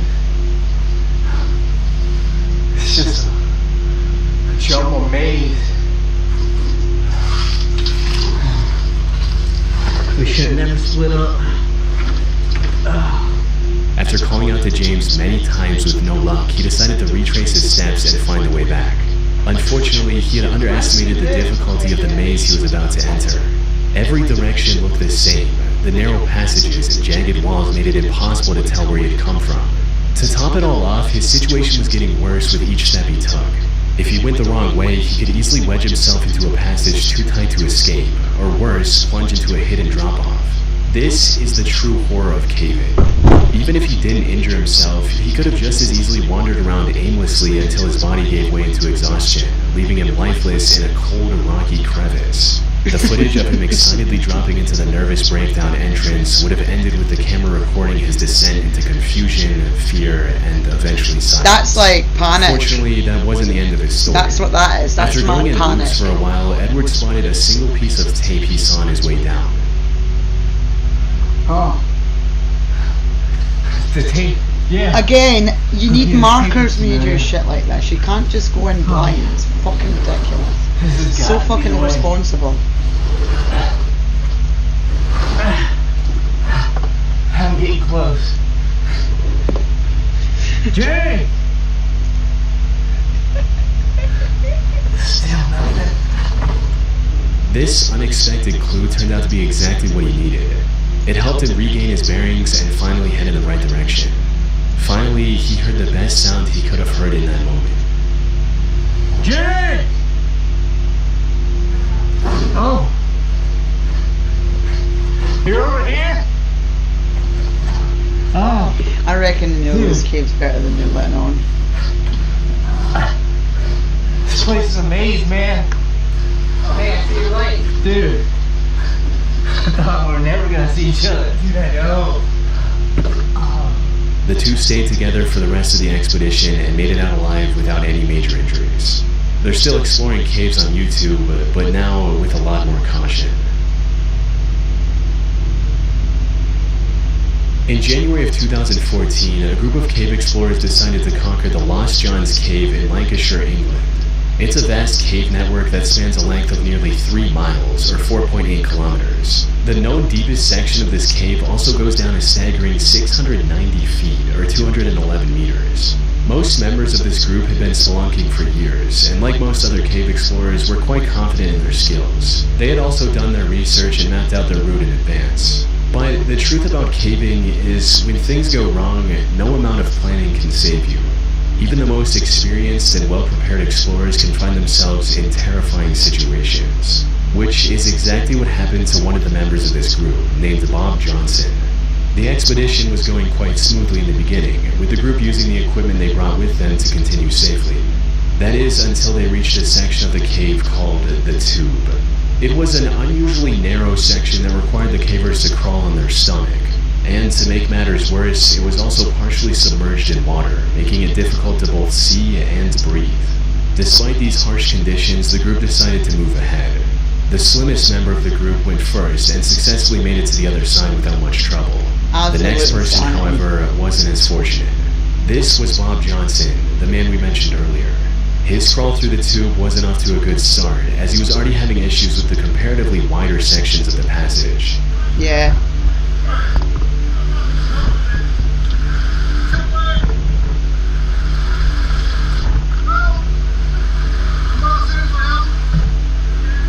He then somehow managed to reach the tightest part of this treacherous section, but that's where his luck ran out. Oh no. Because he's gonna block it off, man.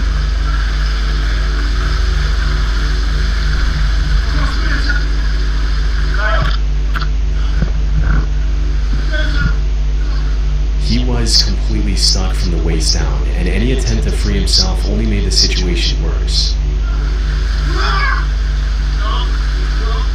Now, being stuck in a narrow cave like this is extremely stressful on its own.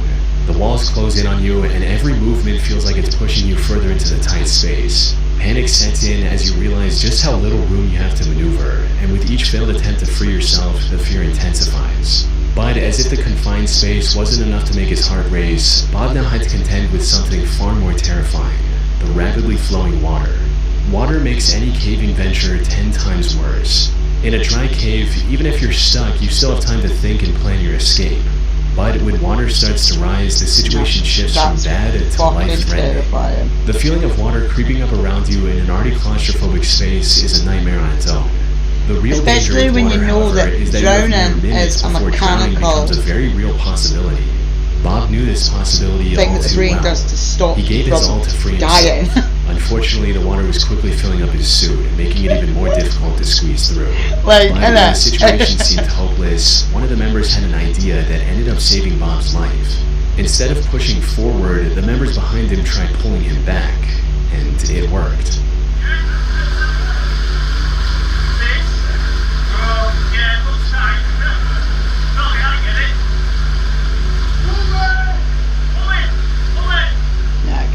Bob was finally free, though his troubles weren't over. He later revealed in a comment that him and the two members who pulled him back had crawled for another 3 hours to get out of the cave from a different exit. This incident also left him traumatized to the point where he can't even watch this video without becoming anxious. From what I can find, he scaled back on caving and picked up a much safer hobby in cycling, and now appears to be doing just fine. On the 7th of September 2024, the Action Adventure Twins YouTube channel posted a video exploring a mysterious cave someone found on their property. This is the same channel we talked about earlier, where the two brothers got separated and almost lost their lives in the maze-like cave. They've learned their lesson since and approached this one with far more caution.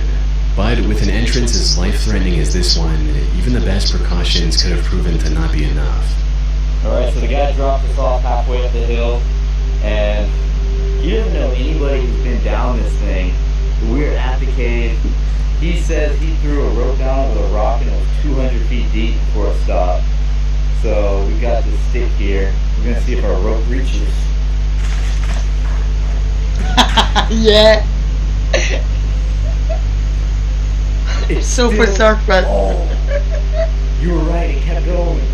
This alone is enough to terrify most people. with Never one leaving person the house stating, again, This channel has given me a new fear about walking in the woods. The fact that you could just slip and fall down a hole like that is insane. Now anytime I go anywhere, I wonder how many massive voids are right below my feet that I could fall into at any moment.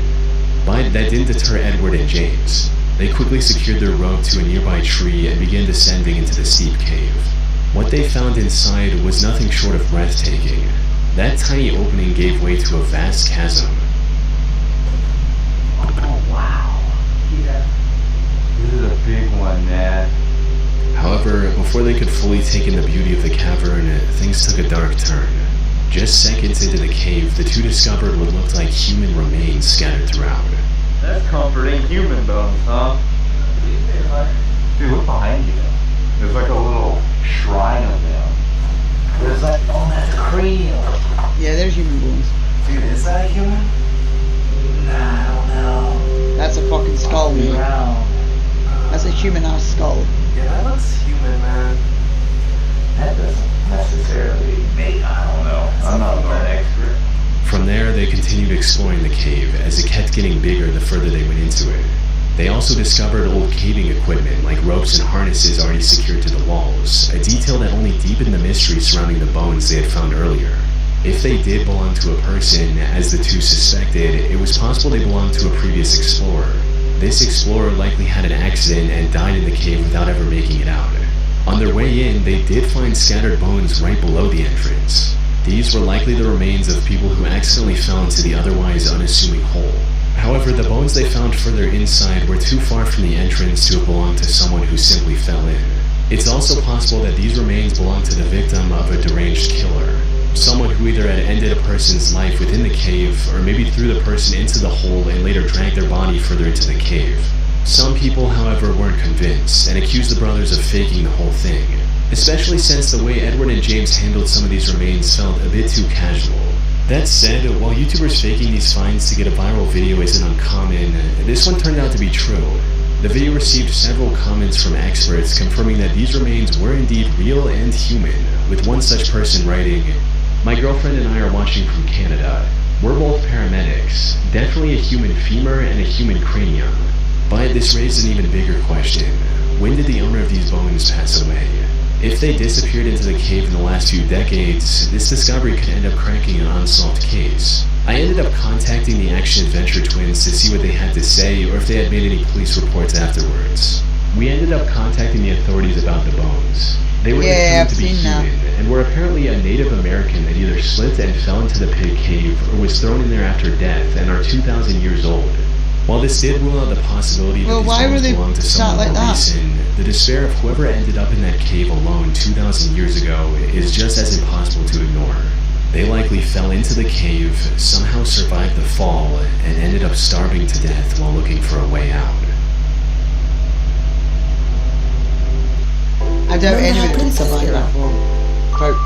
Well, Extreme with limited new injuries. categories, you can now sell all sorts of pre-loved items. From her merch binging era, or her not-so-skater girl era. From fashion to home, books and more, sell with no fees. Don't use it? Sell it.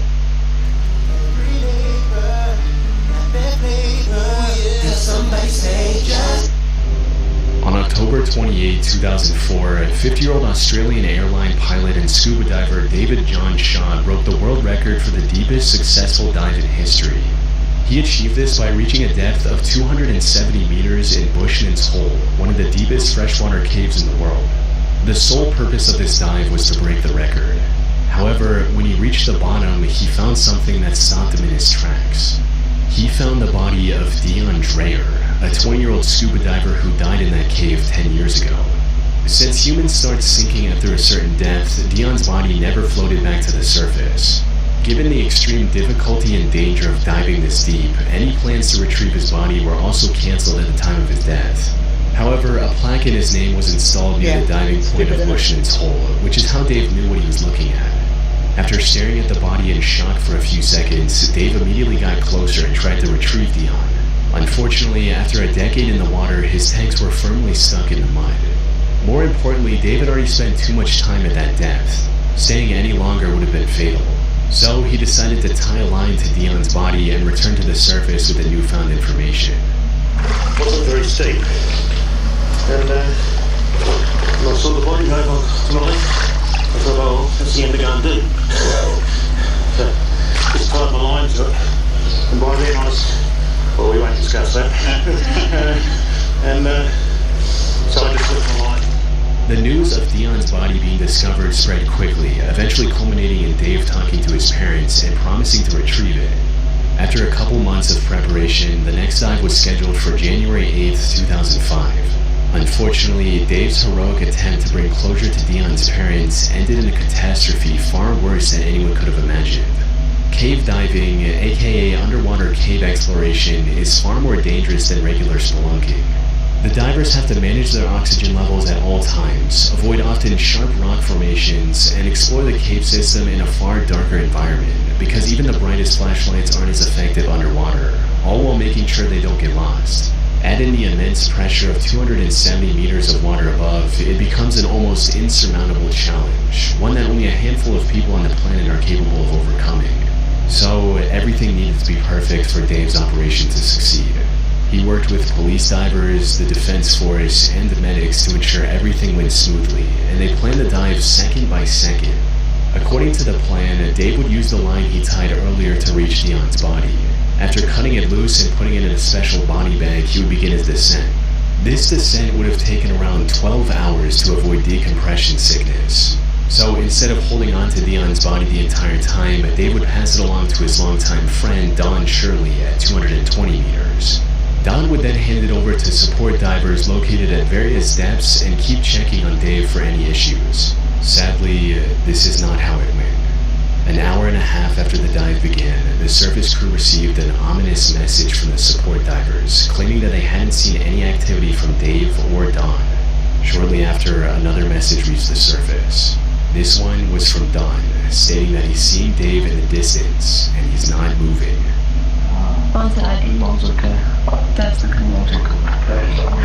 While this message was making its way to the surface, Don tried to reach Dave himself.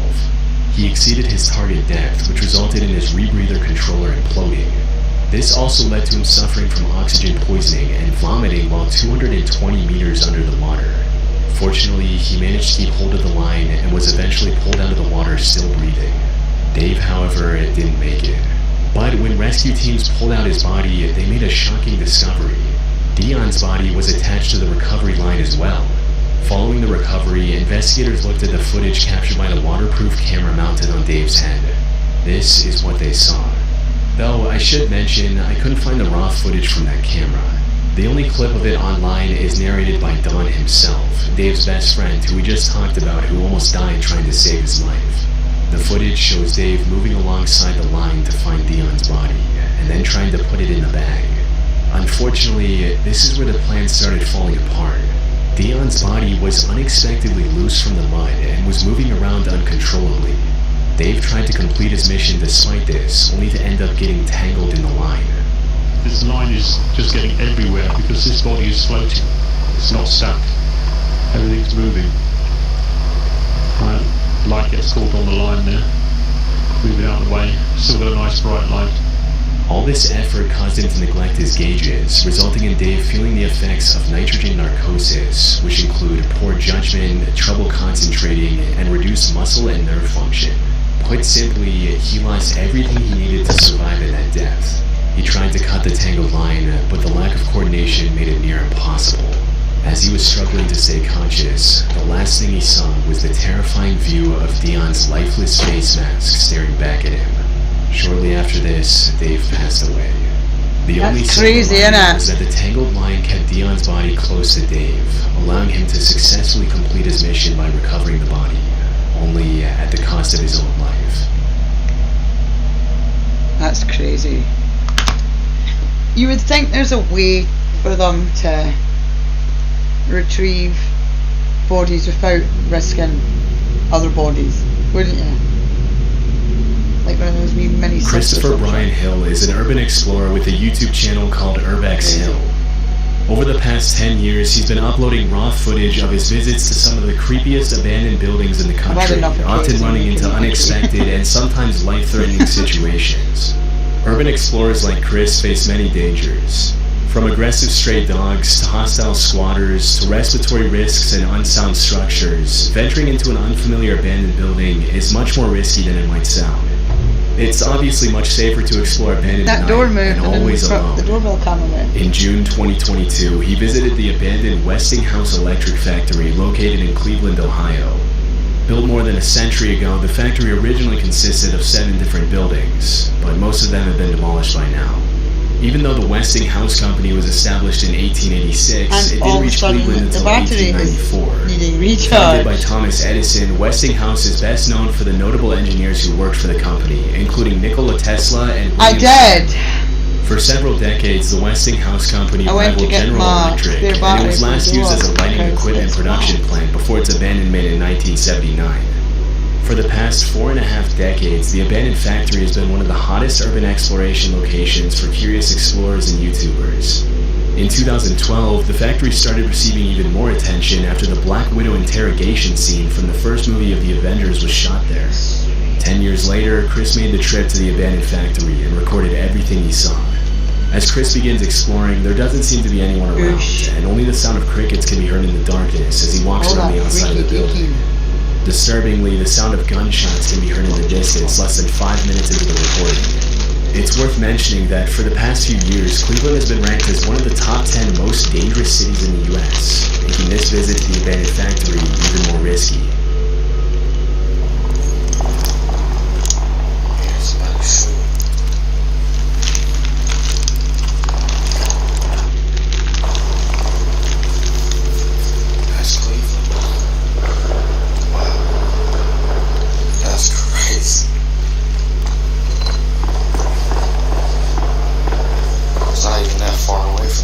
That's like... That sounds like a shootout.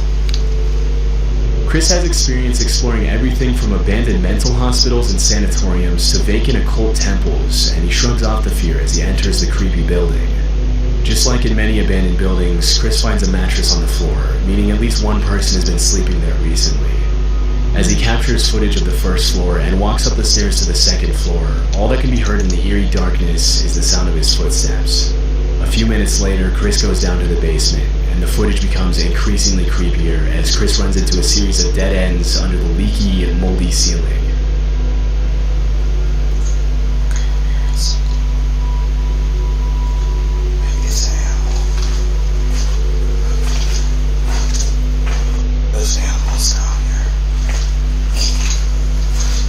Did you buy by himself, or he with a friend? At several points during his exploration of the basement, he can be heard making comments about a strange noise coming from somewhere on that floor, and at first he seems to think it's an animal. Alarmingly, he finds a few shell casings on the ground from what was probably a 9mm handgun. Although it would be pretty unsettling to find something like this lying on the ground in an abandoned factory basement, it's worth mentioning that police departments often use abandoned buildings and complexes for training exercises. However, in this case, it's impossible to know if that's really what happened.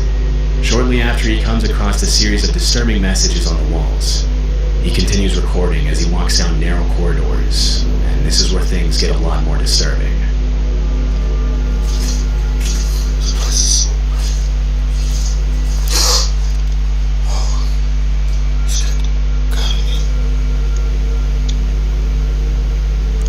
Yo. You need some help, bro? Yo. See you later. I'll be fogging out of there. You're gonna get running in.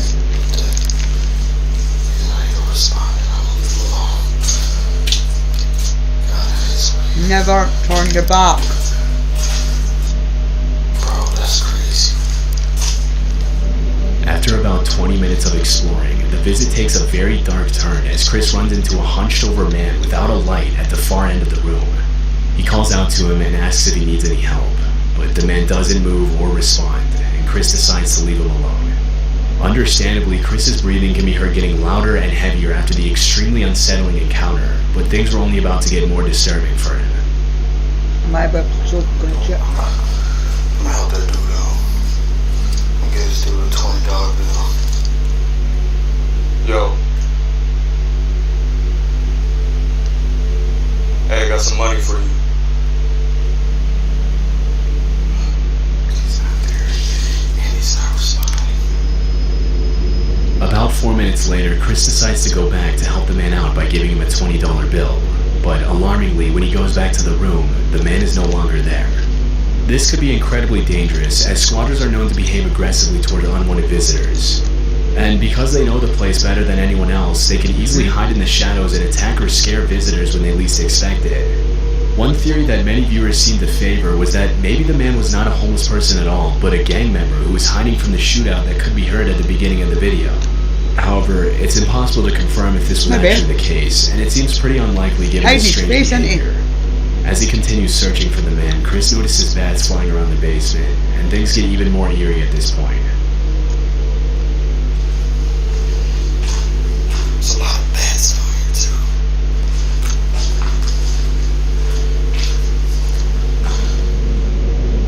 Right when he walks into one of the rooms, if you look closely at the far left of the screen, you can actually see the man from earlier standing in what used to be a door frame, staring at Chris in the darkness. Alarmingly, Chris doesn't notice and continues walking. It's impossible to know how long the man had been following him, and in these kind of situations, it can be hard to gauge the squatter's intentions. A few minutes later, the squatter can be seen walking outside as cars pass by the side of the building. At one point, Chris mentions he thinks the guy said hello, but it can't be heard clearly through the camera audio. Just when he decides to head out, he hears a cell phone vibrate, indicating that there are more people down there with him hiding in the darkness. Having had enough disturbing encounters for the night, he decides to play it safe, and fortunately he was able to leave the building unharmed. He never found out who that man was, and since then he hasn't uploaded another video of the Westinghouse factory. Would you? When I first started wearing UGG 25 years ago, I was going toward something that just felt really, really good. It's so easy to style on. This video was recorded in Tartu, Estonia, and uploaded to YouTube in August of 2016. In it, a group of 4 teenagers visit an abandoned sauna that was built more still part of the Russian Empire. After fulfilling its purpose for 80 years, the sauna was decommissioned in 1995. The building remained abandoned for 23 years until in 2018 it was fully renovated and turned into a beauty salon, which is still operating as of this video's upload in 2023. In August of 2016, the uploader visited the abandoned location with 3 friends. Upon entering the building, you can see that it looks exactly what you would expect a building that's been abandoned for 21 years to look like. There's an insane amount of mold growing freely on the walls, the heaters are covered in a thick layer of rust, the floor is full of holes, and the entire structure looks like it could collapse at any second. Throughout the video, the teenage explorers also run into some disturbing messages on the walls. And especially eerie one reads, "You can't hide," and there are also several creepy drawings of stick figures graffitied on the walls in some of the other rooms. For the first few minutes of the visit, other than the disturbing messages and some loose shoes and other personal belongings, there doesn't seem to be any indication that somebody could be living there or had even visited the location. Seems like a good idea to investigate. However, about 20 minutes into the visit, one of the teenagers finds a door frame covered by a curtain, and they decide to explore the room.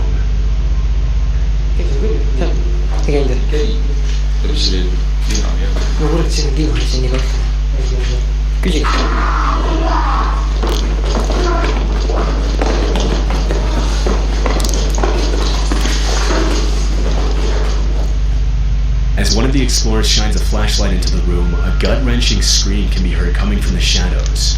Immediately, the four teenagers run out of the building in a panic. When they finally step outside, the sun is already set, and the boys get into the car to flee from the location. Although the explorer was too busy running to show footage of the screaming man, it's more than likely that it was a homeless resident of the abandoned building who wasn't expecting visitors. Still, it must have been extremely disturbing to experience something like that, even if they went together as a group. After that day in 2016, the boys never went back to the abandoned sauna again. In March of 2022, YouTubers Meg and Chris uploaded a new video to their channel, Back in Time MC, in which they showed footage of their visit to a run-down old farmhouse somewhere in the UK. In the caption, they mentioned that they found an entry point through an open window around the side of the house. Based on the state of disarray the farmhouse is in, it's clear that nobody has been maintaining it for quite some time. The floor is covered in leaves and cobwebs, the shoes look dusty and unused, and there are even a couple of dead animals lying on the floor, along with some shotgun shells lying on top of a bedside table. The only clues that indicate somebody could have been at the location relatively recently are that one of the light bulbs in one of the bedrooms looks relatively new, and some of the clothes in the closet look only gently used. Based on the pictures that Chris finds on different shelves and hung up on the walls, it appears as if a family of at least 4 children used to live in the farmhouse. As the couple continues with the exploration, they walk into one of the upstairs bedrooms, where they find something very unexpected. Obviously not that one. Comes all the way across. Sitting down. And she'll come into this bedroom here. Oh my God!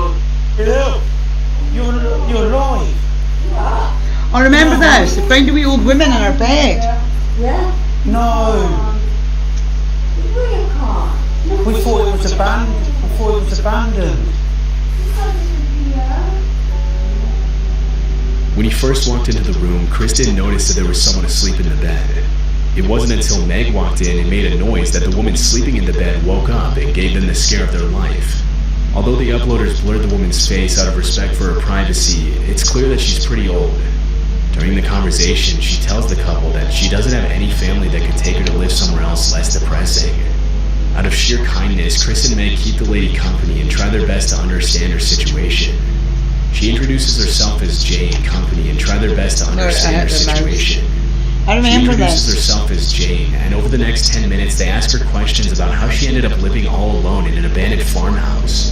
Thanks to the couple's empathy, the initial shock of being startled by the sleeping old lady and seeing her living in such terrible conditions quickly turns into a heartwarming moment in which the three of them talk about each other's lives.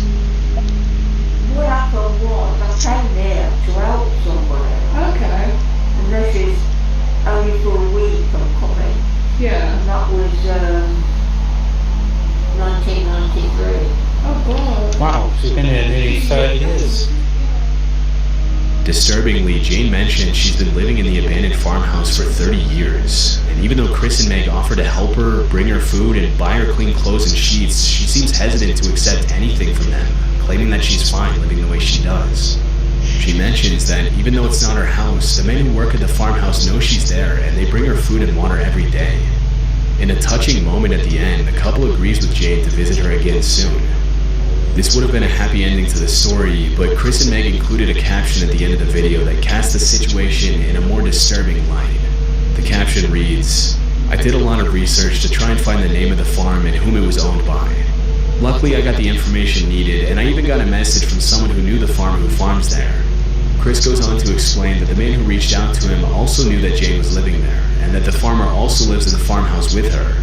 According to the man, Jane is very well cared for, but she chooses to live in those terrible conditions anyway. The man also mentioned that Jane's husband is up there constantly to make sure she's okay, but she doesn't accept his help very easily, or anyone's help for that matter. It's worth mentioning that Jane might not have been completely truthful about her situation to Chris and Meg. During their conversation, she mentioned that she didn't have anyone to care for her except for the farmer, but the man who knew the farmer told Chris that she also has a brother who tries to take care of her. Not entirely convinced by what the man told him, Chris continued digging for information and found that the farm was not on any land registry records, but there was another property to Jane's name that she owned between 1986 and 2015. After visiting the other property, Chris mentioned that it was as unkempt and beat up as the farmhouse itself. Having heard two different versions of the story from the man who contacted him and from Jane herself, he decided to contact Adult Social Services. This is the email he received from them. Good morning, and thank you for your email. I can confirm that Adult Social Care are aware of this lady. However, I'm not able to provide you with any further details. We appreciate your input and the information you have provided, and thank you for raising your concerns with us. Chris then told the man who contacted him to tell Jane that he and Meg would be happy to go back and visit her if she wanted that to. After this, there were no further updates on the old woman, and we'll likely never know what became of her. The only thing we know for sure is that if someone else decides to explore the abandoned farmhouse in the future, so bad they'll for her likely run health. into the same situation So as Chris and Meg. detrimental to her health. Sadly, living in those this type of conditions. situation is much more common than many people realize. With rising prices and the overall state of the global economy, a large part of the elderly population is being forgotten. Hopefully, Jane can accept some help from her family members and live out the rest of her days in much better and healthier conditions than the one she was in when the video was uploaded. Robert Fulton Elementary is an abandoned school in a pretty rough neighborhood of Cleveland, Ohio. The building is 92 years old and has been abandoned for over 13 years. After several complaints from nearby residents who mentioned that the abandoned building was an eyesore, a potential crime hotspot, and that it was lowering the value of their properties, the mayor of Cleveland announced plans to turn the rundown old building into a high-quality, mixed-income housing unit for the community. Although the idea is still in the planning stages and the city needs more funding to complete the project, the plan is for the renovations to begin by the end of 2024. For now, Robert Fulton Elementary remains one of the creepiest abandoned schools in the country. In May of 2023, Chris Hill, again from the YouTube channel Urbex Hill, uploaded a video in which he made a second visit to the boarded-up, abandoned elementary school. The first video he made of the school was back in 2022. During his first visit, he heard strange humming, chanting, creaking, and banging noises coming from different rooms. This was part of the description in the first video. Most sections of the building are falling apart, and the water and elements have done irreversible damage to the structure. I would not recommend anyone explore this school. You risk getting robbed or worse. With that being said, I heard weird noises and other various things during my exploration. After these incidents, the vast majority of people would have been too terrified to even think of going back. But 2 years later, Chris decided to make a second visit to the school, alone at 1 a.m.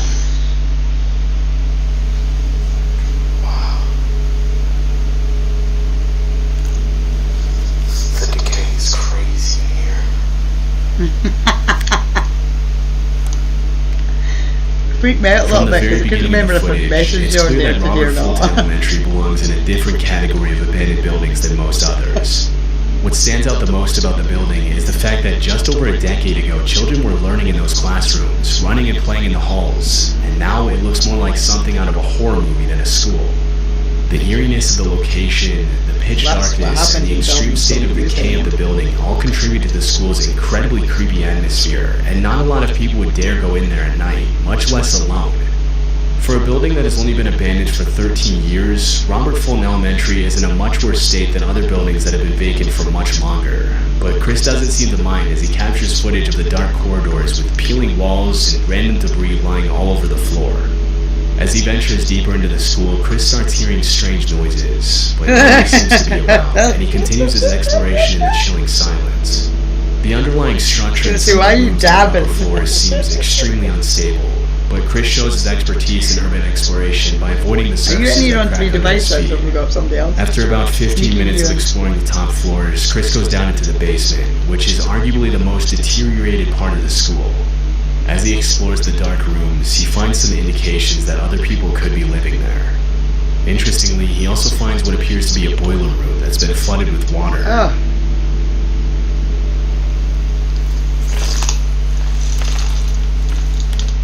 In the UK, there are more than 3 million lost pensions. Let us help find yours. YouTube, your advert. There's a rhythm for things done right. It's not flash or fancy. It's word that weathers.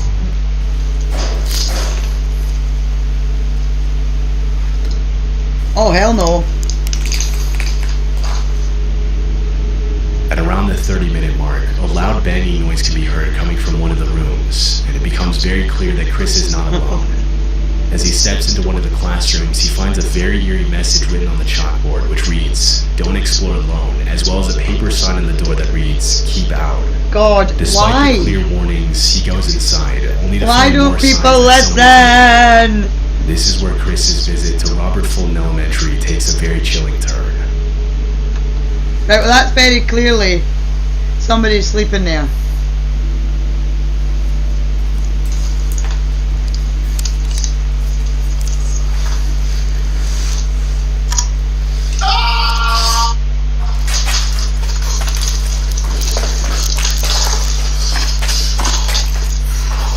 Come on, you would kung fu karate chop Fearing for somebody. his life after hearing the blood-curdling scream, he sprints out of the building to safety, hoping that the man wasn't following him. If you look closely at the footage, you can see the outline of the screaming man when Chris peels back the curtain to his room. Upon reviewing the footage later that night, he found something else even more unsettling. When he first walked into the building, his camera caught something that he didn't notice at the time. In the distance, a man's shadow can be seen walking into one of the rooms. It's not clear where the man went after that, but based on the strange noises Chris heard throughout his visit, it's very likely that the man was watching him all along. Although the scream was terrifying to hear, and we can only imagine what Chris must have felt at that moment, it's worth mentioning that the room he entered was keep probably out in the man's fucking home, door. and from the squatter's perspective, it was probably just as terrifying to see a random man pull back the curtain to his room. These kinds of encounters can often get violent very quickly, but thankfully Chris once again made it out safely. He hasn't uploaded new footage of the location since then. This footage was uploaded in October 2019 by YouTuber Baker X Derek, a tour guide from San Bernardino, California. One day, as he was riding his motorcycle on the highway in California, he noticed an abandoned house sitting on top of a hill and decided to take a look inside. From the very beginning of the footage, it becomes clear that somebody has already been there, and that it probably wasn't the original owners of the house. Unlike many abandoned buildings, you can tell this house used to be beautiful before it was vacated, but that doesn't make it any less creepy to visit, even in the middle of the day. Heebie-jeebies, dude. Heebie-jeebies. That open air bed's creepy as fuck. I can feel like something was gonna jump out at me. What's down here? Schmeagol!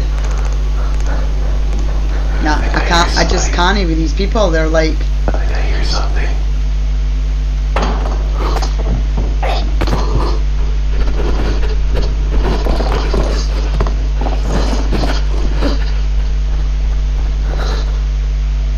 Derek goes down to explore one of the rooms on the bottom floor, and this is where he hears a disturbing thud. Terrified, he makes a run for it, and even trips and falls on his way out. But eventually, he gets back on his motorcycle and flees the location. As per one of the most popular theories proposed by viewers, the noise was probably made by a homeless person who was trying to warn Derek to get out of his home. Although squatters don't spend all their time lurking in the shadows, it's common for them to use the darkness as a tool when someone comes into the building unannounced. It's a basic rule of urban exploration that if you hear a loud noise upon entering a room, you should probably leave. Sometimes squatters make a noise as a first and final warning to drive visitors away respectfully. If Derek had pushed forward, he may have been attacked by whoever was hiding in the darkness. Could you imagine, like, It's a natural squatting impulse to somewhere call like out that? and announce your presence in these kinds Like, of situations. I get but that you would be squatters will fussy, very but rarely that answer these is- calls in a normal way. Nobody likes to be seen Like, living in absolutely those dilapidated. I bet it More often fucking than not, stinks. the response will be rather aggressive and sometimes even violent. Fortunately, in this case, Derek was able to get away from the potentially dangerous situation just in time. Dude's got an air horn strapped to his bike. In central Ontario, Canada, there's a small community south of Port Elgin known as North Bruce. To the locals, however, it's known as the Devil's Elbow. According to John, the urban explorer who uploaded this video, the reason for the name was that there was once an occult high priest who lived in the mansion at a cul-de-sac, in which the townspeople used to think there was paranormal activity due to the occult rituals the priest used to perform in his home. The mansion has since been abandoned, and as of today, nobody wants to buy it or live in it due to its chilling atmosphere and sketchy past. According to John, some renovations have been made sporadically since the house was vacated, but as of the video's upload, the house was still abandoned. In 2019, John set out to explore the occult mansion alone at night, but things didn't go exactly as he planned. In comparison to other abandoned buildings, the mansion seems to be in relatively good shape, except for the garage, which has clearly seen better days. About 5 minutes into the exploration, John starts to hear strange noises upstairs, but they seem to quiet down as soon as he climbs the set of stairs. I've been hearing stuff upstairs, but I'm hoping, and I mean this, I really hope that it's paranormal. It's not something freaking. I'm going to take a guess by the handprints on the banister that it's not.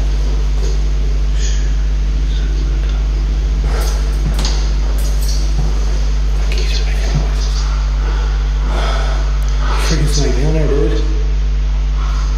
Come on, quit messing with me. I'm just trying to freaking. I'll leave. Now that I've got myself in a bad situation. Oh, jeez. Disturbingly, as he walks around upstairs, the noises can be heard again, even louder this time, leading John to think that perhaps someone else is in there messing with him. Although he mentions loudly to whoever is in there with him that his only intention is to explore and that he doesn't want to bother anyone, whoever was making the noise doesn't respond and continues hiding. The noises stop for a couple minutes, but then something terrifying happens. Hello? Is there somebody here? I'm not here to bother or rob anything. I was just here exploring. I thought it was a man.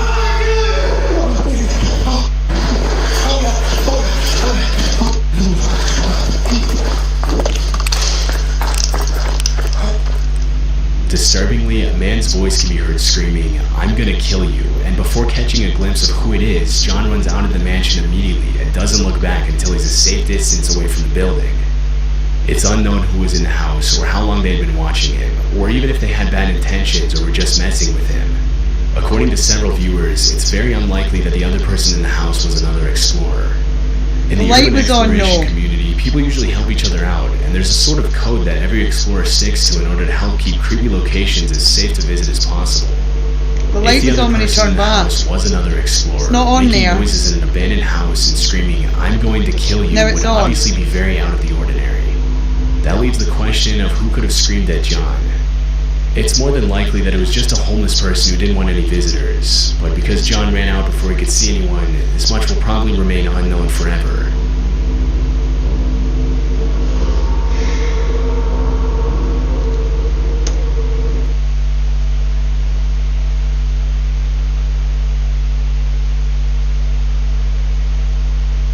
Let's watch this before we go. Don't know what that was all about. How's about fuck off? Daniel O'Neill is a YouTuber from I hate the UK these with a idiots that channel go called camping English by Woodsman, themselves where he's been uploading in the middle of videos of his nowhere. wild camping, stealth camping, and woodland camping trips in the UK for almost 10 years.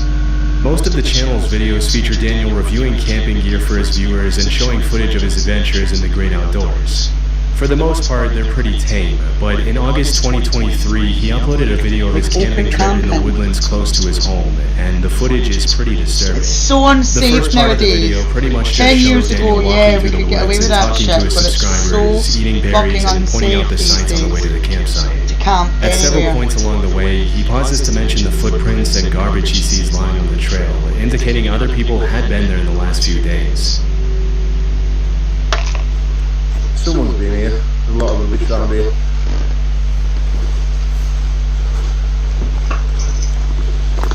Yeah, but does get used, doesn't it?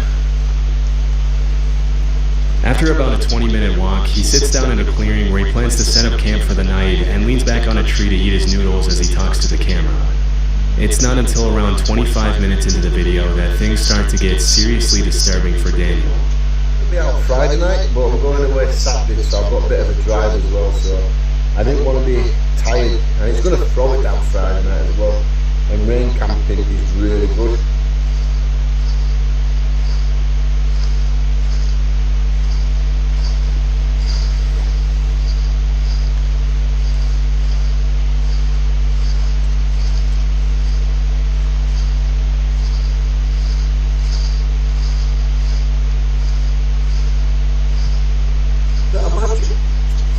It doesn't seem to be moving anywhere, does it? Hello?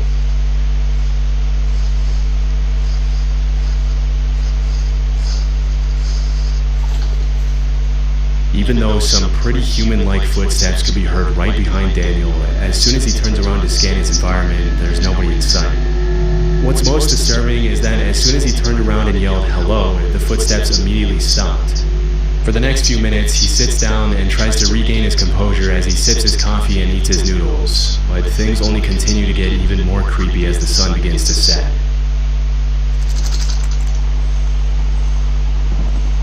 Can you hear what sounds like bells when it's walking? Or am I tripping balls? Keys. Something else jingling.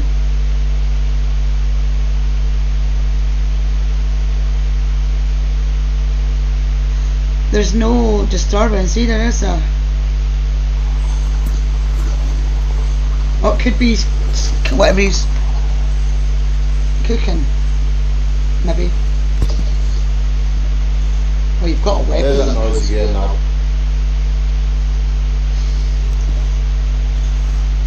Hello?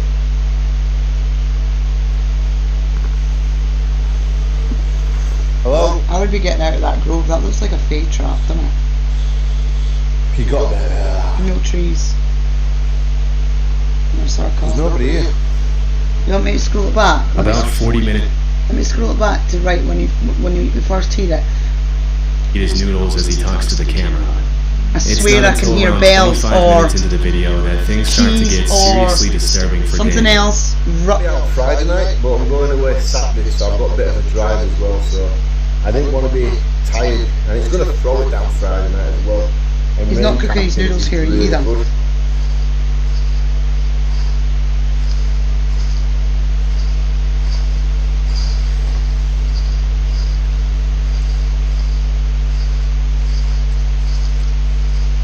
It doesn't sound like it's moving.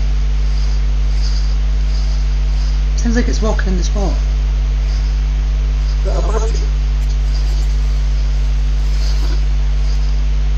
And then it gets really close.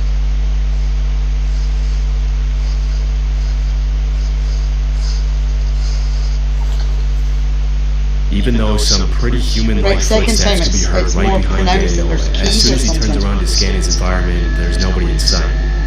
What's most disturbing is that as soon as he turned around and yelled hello, the footsteps immediately stopped.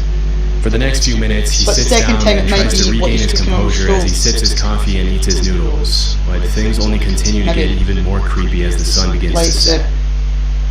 What if the lead's rattling? Maybe that's maybe what we're hearing. like a financial type? No, it's definitely not.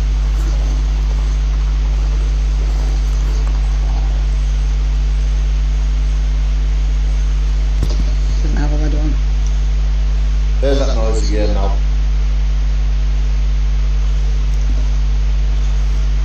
Hello?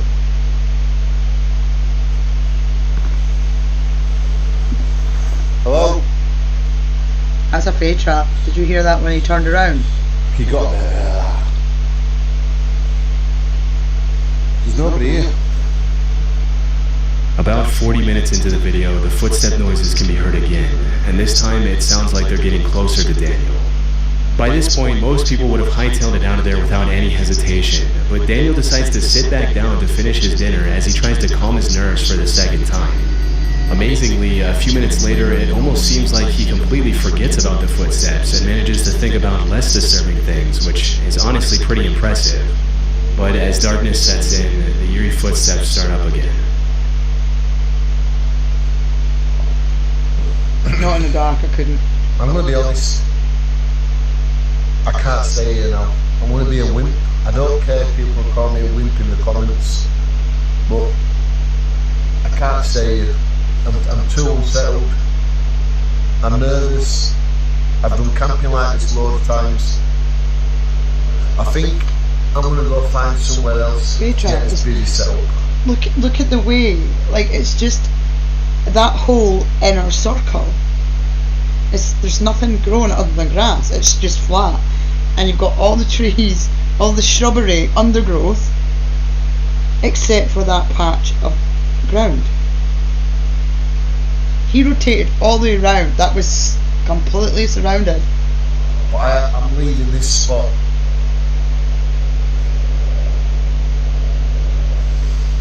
Understandably, after this third incident, Daniel decides to head somewhere else for the night. That's something telling him to get out. It's hard to know what exactly was making those sounds, but because there was no like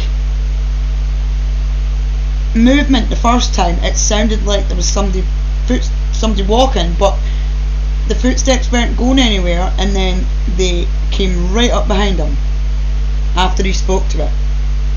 Second time, it was the same, but it didn't get any closer when he acknowledged. But there was enough visibility through those trees in all directions to see somebody standing there. The trees weren't big enough for somebody to hide behind. Very similar to human footsteps, it's possible that Daniel was being stalked by someone in the woods. This is obviously incredibly dangerous, as you can never really trust someone's intentions when you're in such a vulnerable position, all by yourself in unknown territory. Unless he's pre-announced where his location's going to be, nobody's going to know where he is. But because Daniel mentioned the grass was a little wet and wouldn't have made that dry sound if an animal stepped on it, this is pretty unlikely.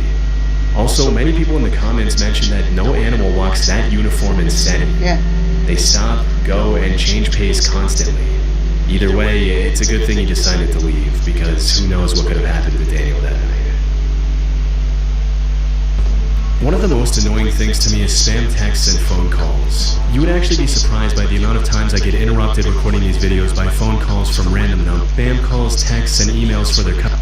That's why I look at things like transcription on trees at just about head height in an effort to seriously injure bikers on the trail. Yeah. It wasn't. It was crunchy. It was crunchy, wasn't it?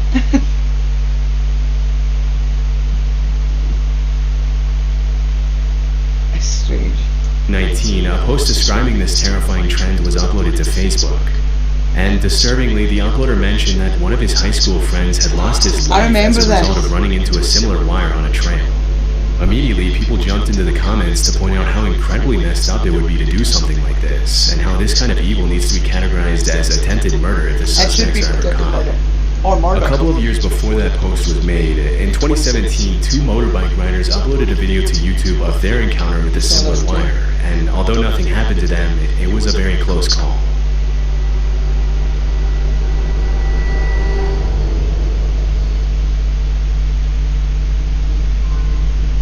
How fucked up is that? How fucked up is that though? Regardless of how annoying people on motorbikes are, that is fucked up.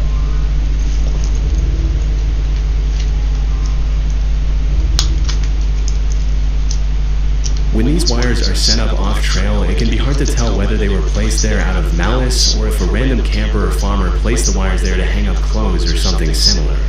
But in cases like these where the wires are specifically placed on the trail, there's really only one reason people would do that, and that's to bring serious harm to bikers. Do you hear how you sound across the road? Possibly they're annoyed with the constant loud sound of the bikes near their property or something else.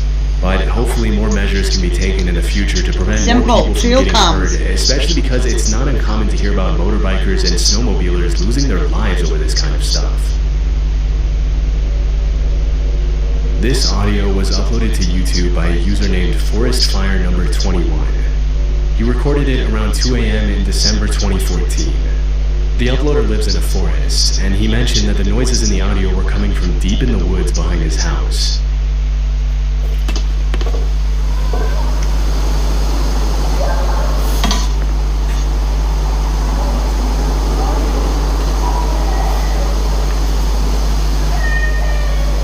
But even saying that, he's walking on snow, there's no crunch.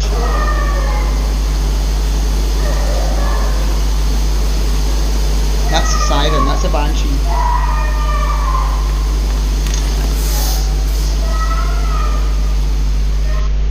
It's hard to make out what the child is yelling, but after listening closely, several users jumped in the comments to point out that you can also hear an adult voice yelling, "Where are you?"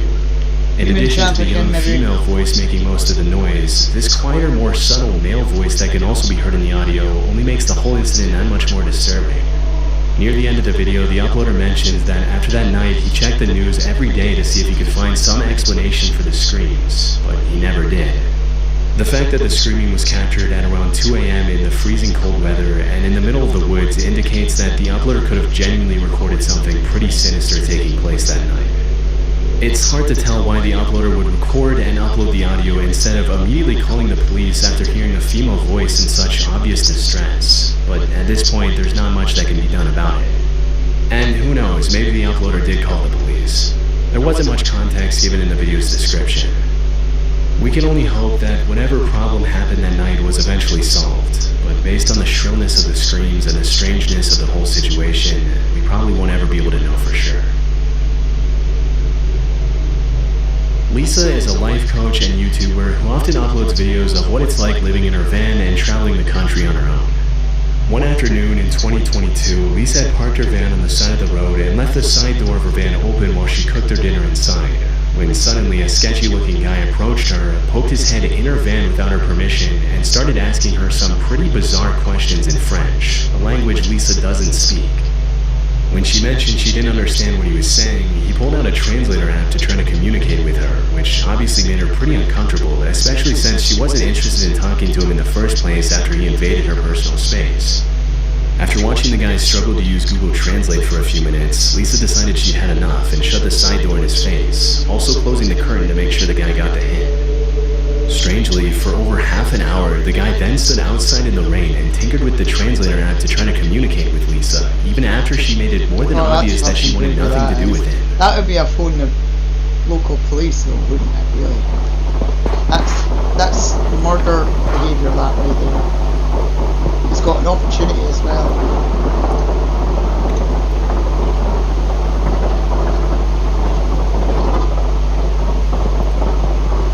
He just moved getting closer so that I can't move out and so that I can't go forward.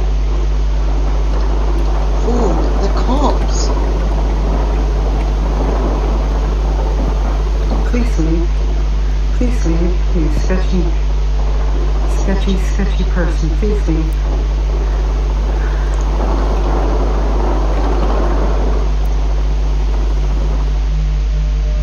With a very shady demeanor, the man snuck into the bushes and pretty much just stalked Lisa from a distance, as if he thought she couldn't see. I don't understand why she hasn't As the sun began to set, Lisa kept an eye on the guy outside to make sure he didn't try to get close to her again. But the man just kept on bringing his car closer to her van and blocking her exit in different ways for more than half an hour. That infuriates me. It's so stupid. This is how people end up getting murdered. Like, phone the fucking call, refusing to let you out, boom, fish back off. Done. It's 7 o'clock, 7 p.m.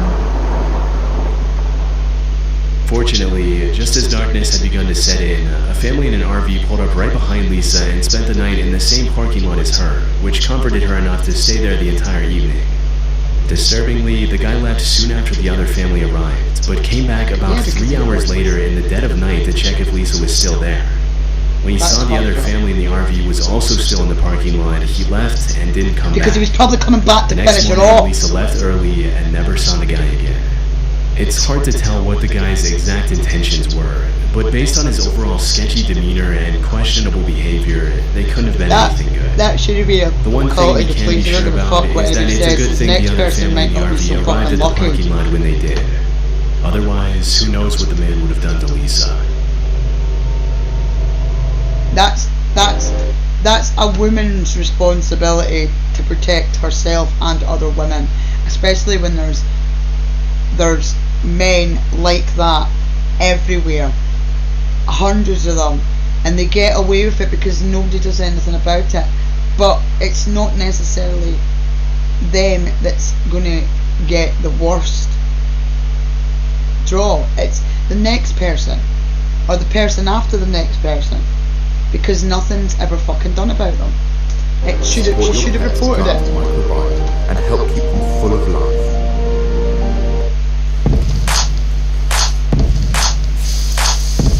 Close your eyes, Whitey.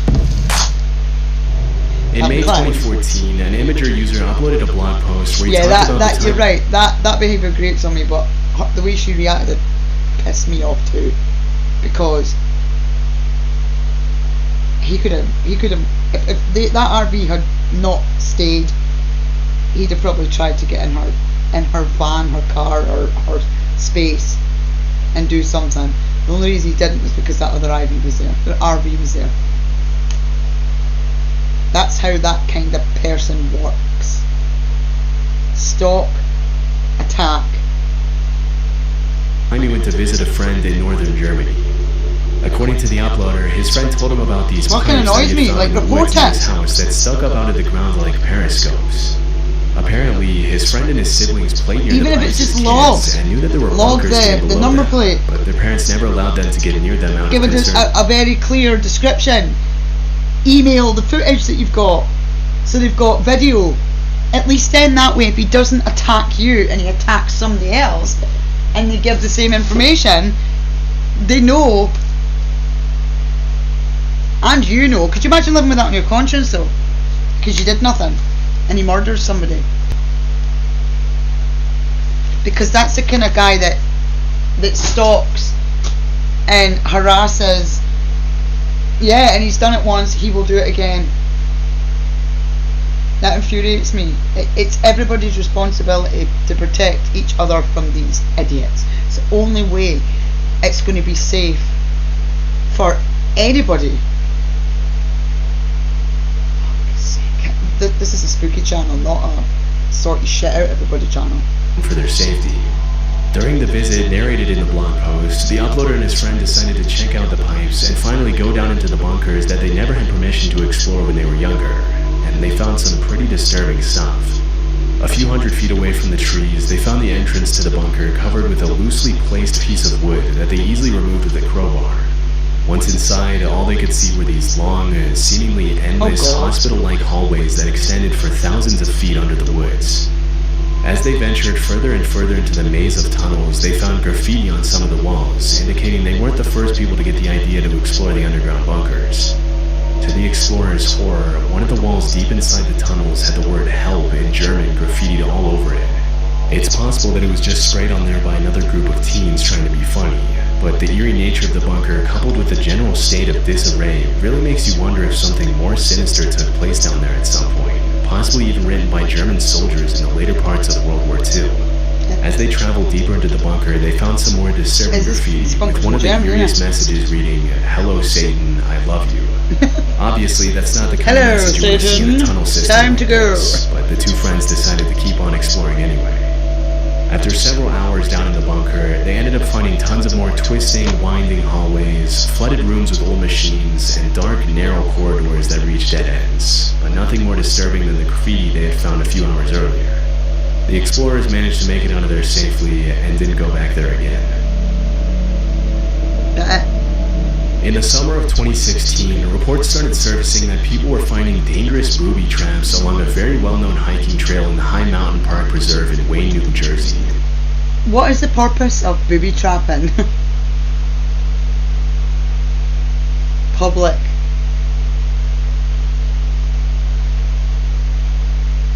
Yeah, humans are more disturbing. See, there's a guy on TikTok just now. I follow him. I find it fascinating because of my interest in psychology and stuff. He's narcissistic personality disorder and psychopath, diagnosed. He's aware of his condition, but he's on there trying to. This is what's really weird. He's on there trying to spread awareness to help people not fall into relationships and stuff with especially the psychopath part, but narcissists. And I love it. There's a couple of narcissists on there, like diagnosed narcissists on TikTok that I like to watch. But this guy's proper diagnosed psychopathy, and it's fucking insane just watching him, because he's very aware of it. Like his whole, obviously he's a danger to other people and he knows that, but when he's asked should he be in normal everyday circumstances, his answer is he's been to prison, he doesn't want to go back to prison, he's not going to do anything that's going to put him in that situation. So he has some massive awareness to the point where he is not repeating behaviours that he knows will get him sent to jail. Now, he's got instant aggression, that's one of his psychopathic traits, but I mean that could come down to the narcissistic personality as well. But it's absolutely fascinating watching somebody who's, and you know, I've watched all these documentaries with serial killers and the psychopaths. That young guy Paris that murdered his sister to hurt his mum, and Piers Morgan did the whole fucking interview with him. Was it Piers Morgan or Terry Wogan? Not Terry Wogan, Trevor McDonald. I think it was Trevor McDonald. And I've watched him, and he is not aware that he is a psychopath. He does not believe he's a psychopath. He doesn't think there's anything wrong with him. He thinks he is normal, which is common with psychopaths. They don't see it. To them, their behaviour is normal. But this guy's so aware, and it's watching him and understanding that this man could wipe out a household and have no empathy, no remorse, and not because he doesn't want to, because he can't. He can't physically have that emotion. It's fucking insane. Like, because he was talking about obviously getting into relationships and how he avoids getting into relationships, because his main issue with that is he cannot love anybody. He doesn't he doesn't possess the capability to love, and it's like, again, very self-aware.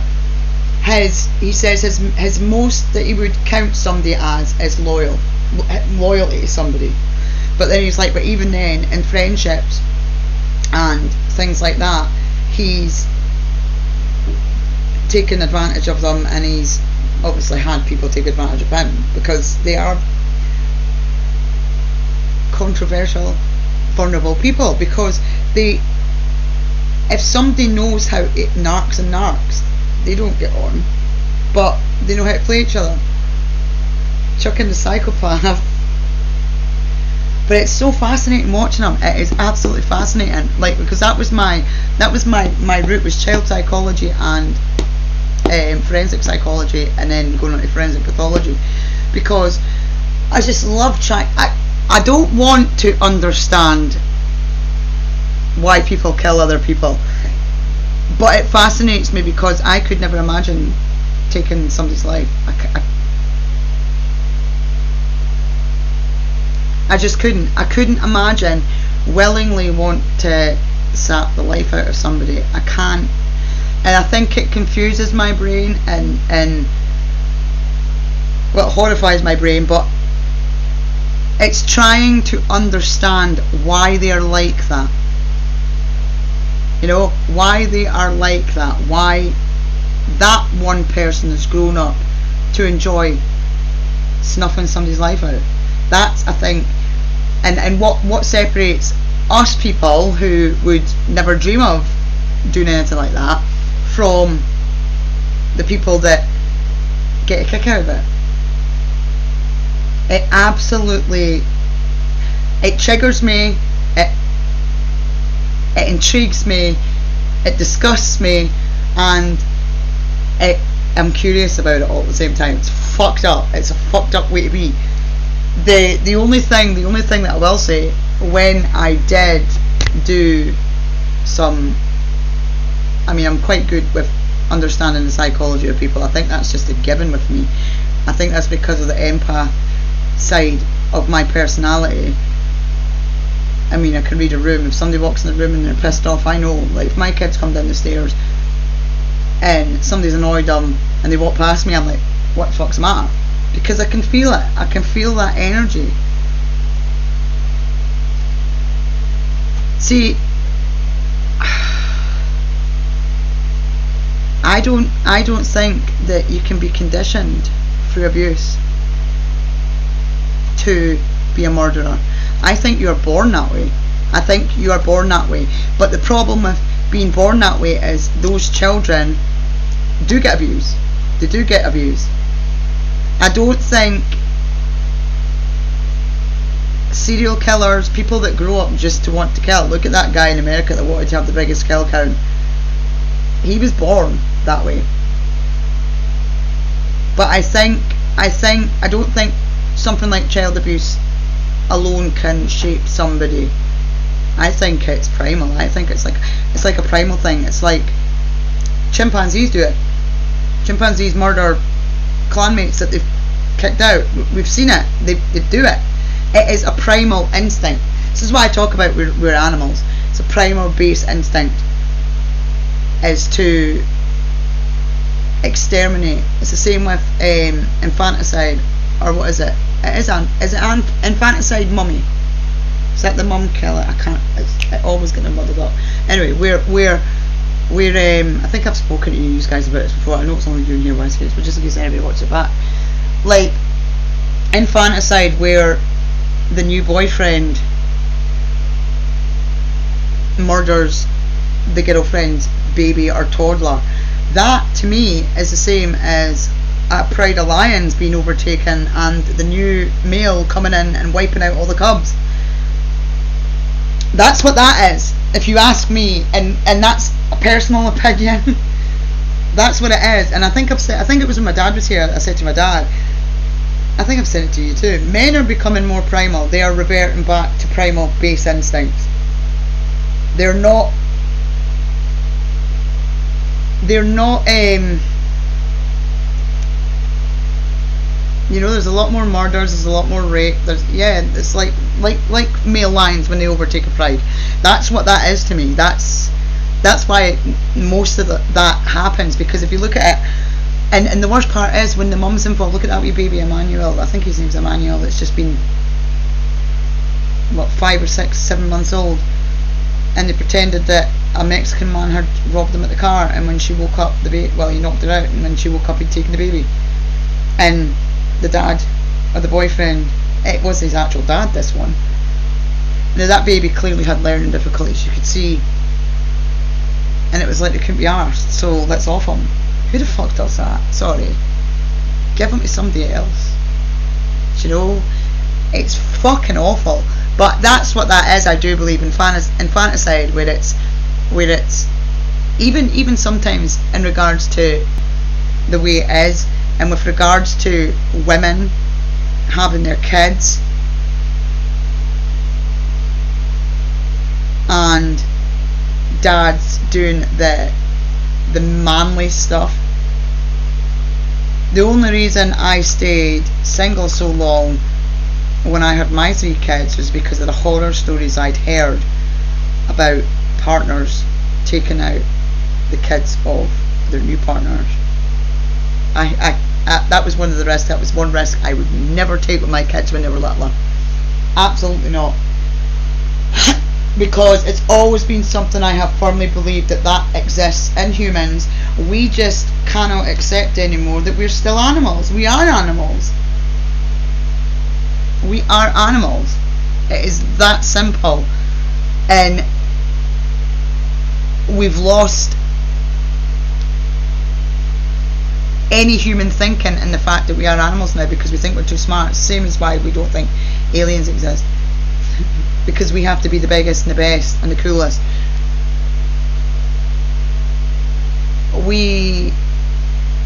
You seen it the other day when I said it in a live chat on TikTok.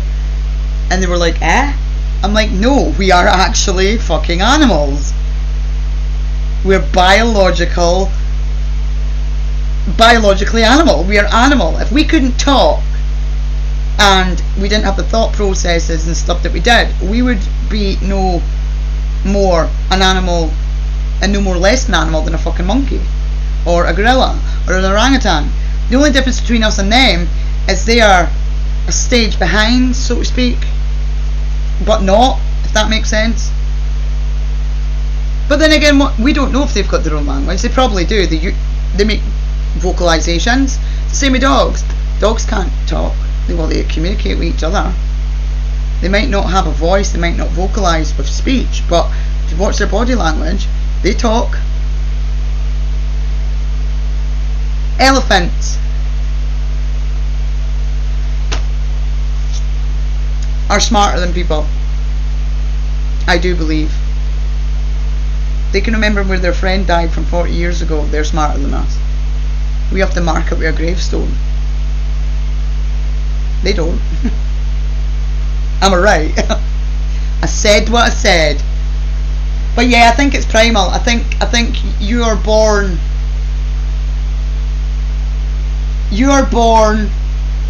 wired wrong. And I don't mean that in a bad way. Well, I do mean it in a bad way because you grow up to kill somebody. But serial killers are born wired differently. They're wired differently. They're wired primally. Whereas we are, and obviously they've, all the things that happen to them when they're growing up, the influences that they have, you know, mums that are not present, drugs, drink, sexual assault, all these things that are chucked in with these kids growing up. It just feeds that primal, because it can be controlled. Now, this dude on TikTok proves that it can be controlled. It can be, they can mediate themselves and monitor themselves enough to avoid doing things to get them sent back to jail if they're self-aware. But it's diagnosing them, and he's on the same wavelength with me as in people that are calling everybody narcissistic. Everybody's a fucking narcissist if they piss you off. Everybody's a narcissist. And it's not the case. But this is the thing. If it was genuinely born in every single person, then we wouldn't need to be trained how to kill as a soldier. We would just do it. I think the mentality of going into something like the army, I don't have that mentality. I don't have the mentality to be in the army. I couldn't do that. I just couldn't.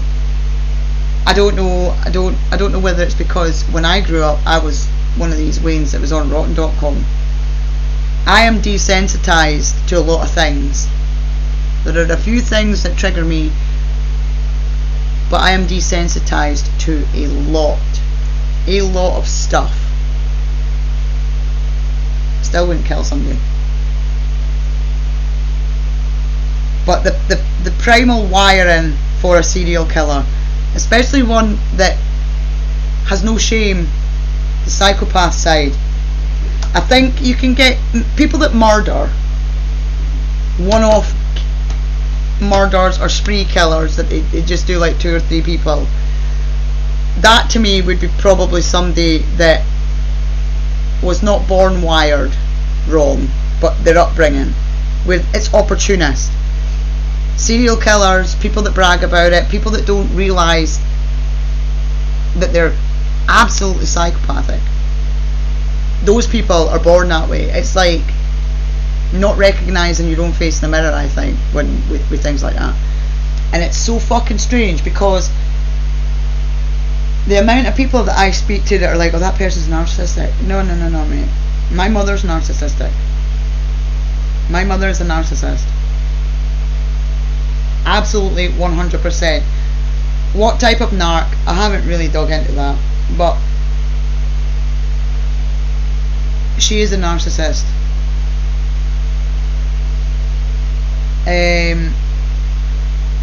Based on what I know now, at my age, and what I experienced growing up. Like, there's whole parts of my life that have been told to me one way when they're completely not that way at all. That is a narcissist. That is changing the narrative to fit her motive. And my mum is absolutely fine until you challenge her, or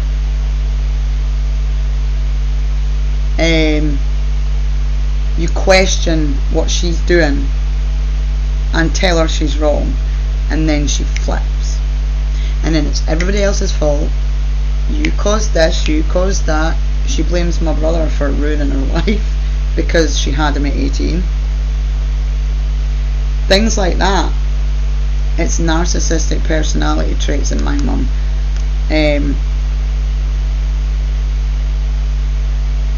But there's an element of fantasy in there where she's very superficial and things have to be on the outside look squeaky clean, even though on the inside there's a pile of shit in the middle of your living room floor. You know what I mean? As long as the outside looks okay and nobody can see in the windows, we're good. And if you go against the grain, like I did, go against her little perfect world and absolutely destroy the tower, then instead of holding the hands up, they do something even more catastrophic to you, to not only divert from what you've done, but to punish at the same time. That's the way my mum works. That's what I grew up with. And all these people, this is what pisses me off about fucking the whole Laura Phillips saga on TikTok at the minute. The amount of excuses she makes for abusing her children, verbally, fucking physically, whatever, you name it, is because that was her upbringing. Right? I'm not a narc, I'm very fucking intelligent, I'm not a narcissist. I grew up in shit, and I kept my children away from the same shit. I grew up and brought them up differently. That's how you parent. That's what pisses me off about her, because every single time her daughter mentioned something, she was like, but you did this. She was like, 18, mate, get a fucking grip of yourself. And then we've got all the people that are like, oh, but she's obviously got something wrong for. No, she doesn't. She knows exactly what she's doing. You're playing right into her game. She has delusions of grandeur. She thinks she can sing. She's got songs out on Spotify. She goes busking. And to go busking, she fills her money pot with money, or a small amount of money, from the day before busking, or the day before, or just change, and puts it down so it looks like people have been putting money in it, so other people put money in it. That is the kind of person she is. And yet she's got all these big creators. I say big creators, they're not the big fucking shit storm makers on TikTok. She's got all of them, Miss Red, Pearl, fucking Price, Delusive Ange, all them, all in her room, all on her comments. It's a fucking game. Yeah, it's a game. It's like a game. And then she causes a drama. But with Laura, how she escaped a house when her partner broke in, her ex-partner broke in, right down to what jammies she was wearing, what was on her jammies when she escaped the house. Oversharing. But when you overshare like that, people are going to be like, what? They're going to use that against you. She knows exactly what she's doing. And it fucks me off when I see people defending her in boxes after stalking Charlie Max. They didn't stalk him. Yes, she did. She stalked Charlie Max. She got a fucking tattoo of his logo on her leg. It's nuts. But that's what it is. It's like it's scripted, but it is scripted in her head. Mr. TikTok UK official, he is an absolute fucking knob-end, man. See the last couple of days, see his videos, he's been really winding me up. Like, honestly, Wise Kids, I am not joking, he has been absolutely infuriating me with his videos. Like, who the fuck acts like that? Who acts like that? Who thinks that's a normal way to behave? Even if it's scripted to get people to come in your life. It's unfucking hinged. If I was to act like that, I'd be fucking sectioned like that. But he's jumping about, he's in foreign countries at the minute. He was in Lanzarote the other day. It is fucking madness, man. It's absolutely madness. Like, I get with people that don't have the family. Probably. He's been in a few things, but again, that's not beneficial for anybody, including him, because that just feeds the delusions that live in his head. That just feeds that. It plays into it. Oh, he was fucking sitting really funny. It just plays into the delusion, and it makes it worse. You know, it's such a fucking scary. Like I said before, lockdown, social media, TikTok, Facebook. When we went into lockdown, all that did was give platform for the people who are not fit to be in society morally. It just gave them a platform to be in amongst socially acceptable people. I do. I hope that it gets shut down in February. I do. Even before February. Because at the end of the day, at this point in time, those people that are constantly on, constantly streaming, constantly getting up to shit for fucking views, where are they going to go? What are they going to do? Because half the stuff they do on TikTok, they'll not get away with on Facebook or YouTube. I played, the very first live I did, I played about 30 seconds of a song on a video from TikTok. I think I was letting you hear that dude with the bike sing, and it flagged it for copyright. The whole 2.5 hour live, non-monetizable. So I can't make money off of that video because of a 30-second music clip. So there's no YouTube. All these other apps do not have features that are good enough. I think that's the problem with TikTok. TikTok's so well developed. It's such a good development.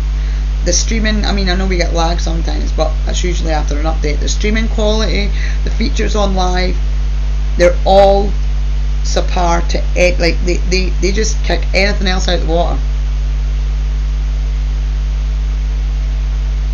And there's no other place for us to go. We've looked, I've looked, we've been on other places. They are not the same. It's not. There's not a market for anything better than TikTok, because TikTok is right up there. It really is. But these people are all going to end up in some sort of residential situation after TikTok goes, because they're not going to be able to handle normal life without it. They really aren't. Sup, Shan? It's a dangerous situation. You're going to see a lot of psychosis because of it. There's going to be a lot of psychotic episodes because the app's gone. But it needs to, because TikTok are not sorting their shit out. They're not sorting their shit out. 5 times I messaged them about my account, and the last time it's now been investigated. They will be in touch when they conclude their investigation. I doubt they will. It's a scary time to be a busker, because you can't go outside without people attacking you, because people can't contain jealousy or annoyance now. They can't contain jealousy.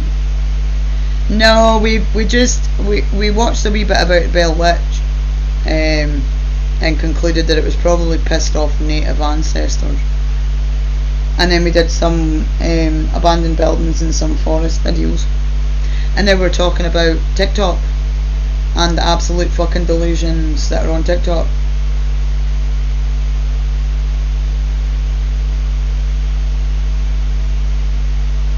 But yeah, it's bad. It's a bad situation. It's a bad.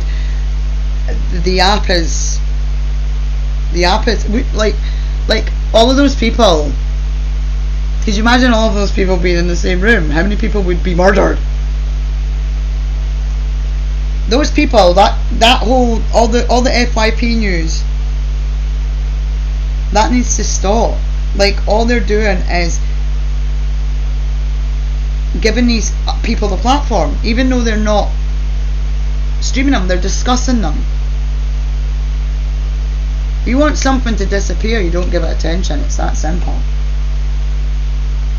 But it was, I'm sure Laura Phillips was in a box today again, earlier. Or she was being cam-tooed. But the delusions on her, I just can't. It's fucking nuts, man. I can't figure out half the time whether Kev is being serious or whether he is absolutely crackers. I think it's a bit of both.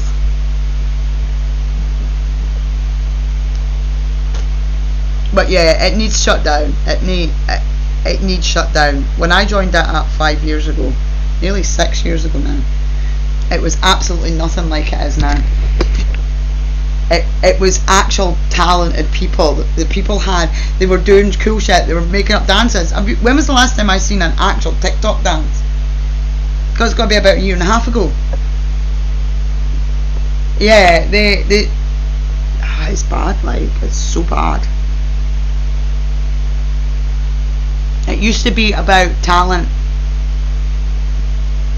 It used to be about people that had talent getting viewed instead of people like Laura Phillips getting viewed. It's really insulting to me as a singer and a performer to see people like that absolutely surpass where they should be. It's insulting. It's insulting at this point. I think I've said that months ago, but it's insulting. I'll say it again. Feels good to say it.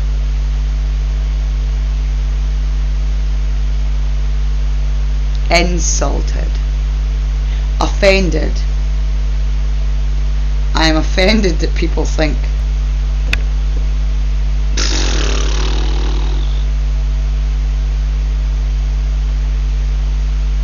but yeah, I'm aggrieved.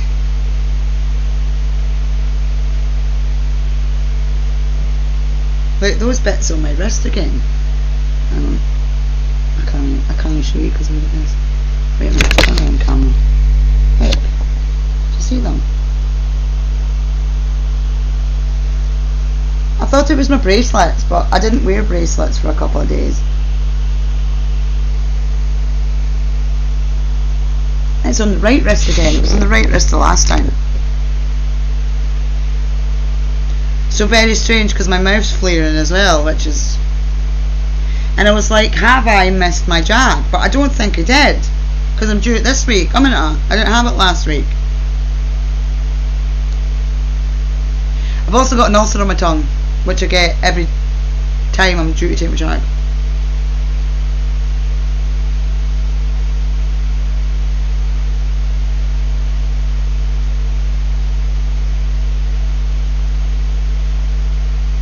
.29th.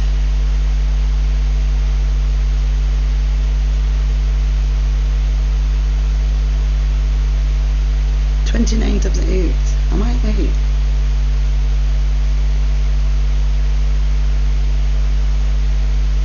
No, I'm not.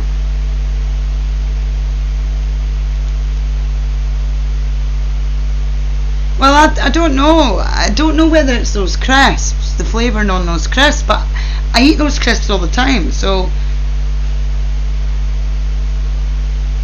I haven't changed anything I've eaten or anything I'm drinking. But when I was on the phone, I'm actually not too bad now, but when I was on the phone to you, I had my flare up on my face. And my neck is a wee bit stiff, but I was carrying shopping. But it's my throat that's pissing me off, because it stings like a motherfucker when I take my cough medicine. So it's like my throat is grazed, but up here, not my vocal cords. Again, remember, Crohn's is from here to here, so I've always had a suspicion that it affects my throat. And again, it could just be I'm flaring in my throat, because my mouth is burnt from those crisps. No, because this is into a week of my voice being funny.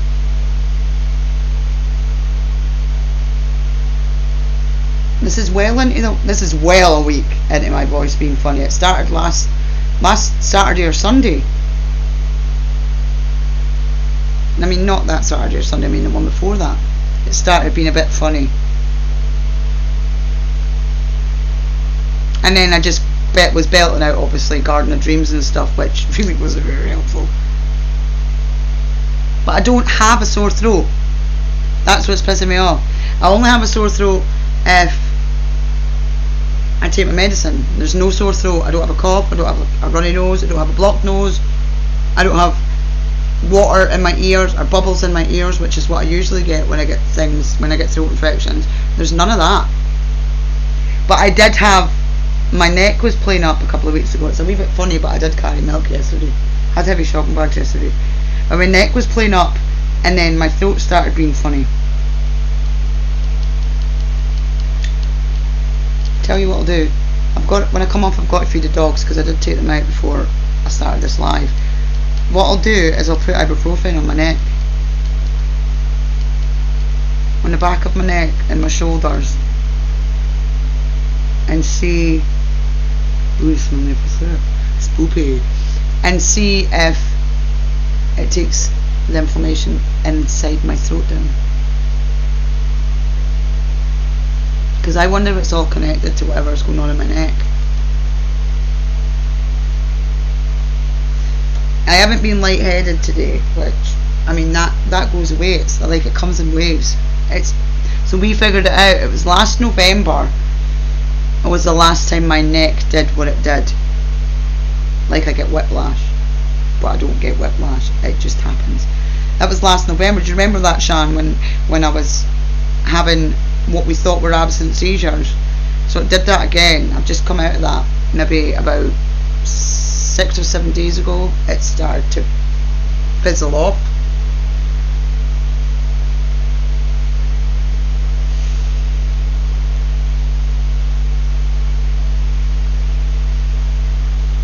I don't smell nothing.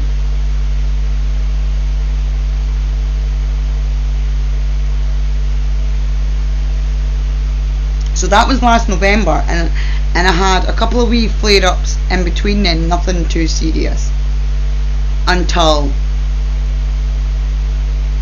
the beginning of last month, and it was for about 2 weeks. My neck was sore. I was,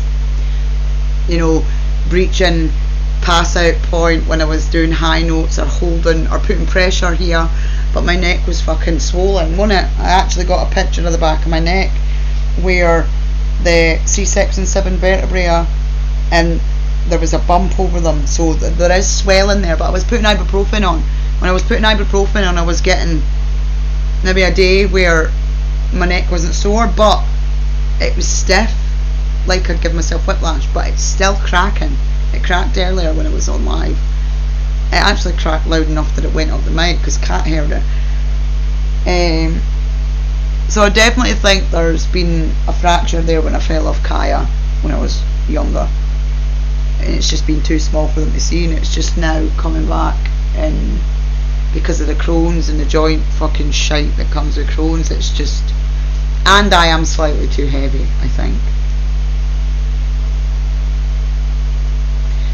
Ah, Spider-Didder! Why are there so many Spider-Didders in my house?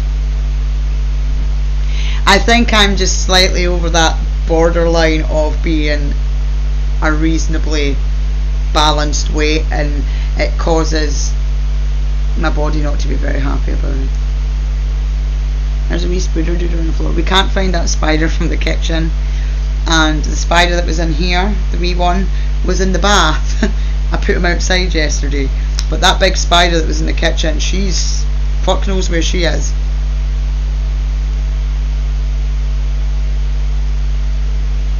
Well, this is the thing, but it's I've got arthritis in my knuckles. It's not, it doesn't feel like that. It feels like I've been in a car crash and given myself, I've got whiplash. Half an egg too many. It feels like I've had whiplash. It feels like I've been headbanging. When I was little, I mean like talking younger than Leah, I was headbanging and I tore all the muscles from the middle of my shoulder blades, actually where it hurts, all the way up to the base of my skull. I tore them. They were fucking shredded, which is why I can't headbang anymore. I can't headbang, but it seems to be when I put weight here, and it was this shoulder today that I had was it today or yesterday? Yesterday that I carried a bag on, and it's, I mean, that's not as hard. No, that size. What are you doing, Mr. Spider-Didder? Let me see him. Hang on.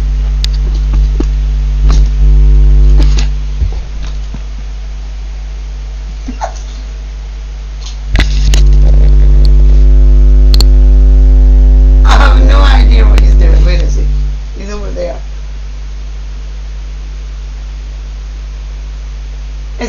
It's not Jeff. I don't know what he's doing. He's having a right wee party. Yeah, I don't know what it is.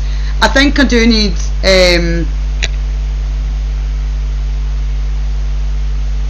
he's not attacking me, he's my friend.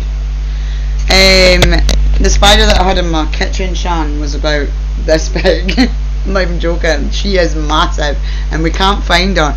She was up in the corner above the boiler and yesterday night, and today she's not been there, so either she's went back out the window or she's somewhere else. But she could be inside the boiler because there's holes and vents in the top. She's maybe in the boxes that are on the top of the... No, my cats would they'd not, she's too old and Yoda doesn't go up there. But she was up above the boiler, there's no way for them to get her. I think she's maybe in the boxes. She's maybe in the boxes, or she's laid her eggs and died.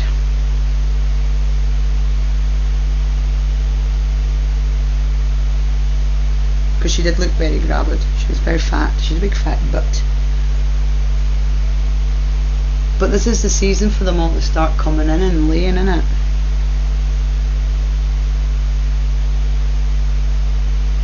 I'm one of these people that are really paranoid now because I can't find her. So when I go to the toilet, because I don't have a toilet roll holder and it just sits on the windowsill, I've got to look through the hole just to make sure there's no spiders inside the toilet roll tube. Because no, my luck, there would be a bitey one in there. I mean, she could have probably fucking popped that out. You did in your top dancer. She could have squeezed that wee baby out. She was fucking big enough. No, I just had my... Wait, what the fuck was that? Yeah, I saw you. I make up my mind whether that was in the telly or behind the camera. I had a wee bit of a glitch on my doorbell camera, and it's something I've never ever seen happen before. I'm going to change the battery before tonight and bring the other one in at charge so that it's ready for tomorrow, because this one's not fully charged yet. But it glitched out, and it looked like it glitched to somebody standing in front of the pathway, where everything else that wasn't pixelated was still moving normally. The sunflowers were kind of moving, and then it just bounced back to the normal image. Yeah, I saw phase 2. I've never seen it do that before. I've had it for since 2020. What did we say, 2020, when I've dug for the receipt? I've had it for nearly 6 years, and I've never ever seen that kind of glitching before. It was when I was getting the previews, because when it triggers the camera, I'll get a 3-second, 4-second preview, but it looks like something's moving in front of, or a mist's moving in front of the camera and then disappearing off around the side of the house. That's why I checked. It's weird. I've never seen it do that. Even though it's got a low battery. Now the low battery, I think it's like 19% that the battery considers it's. Stop touching me. Let me see what the battery's at.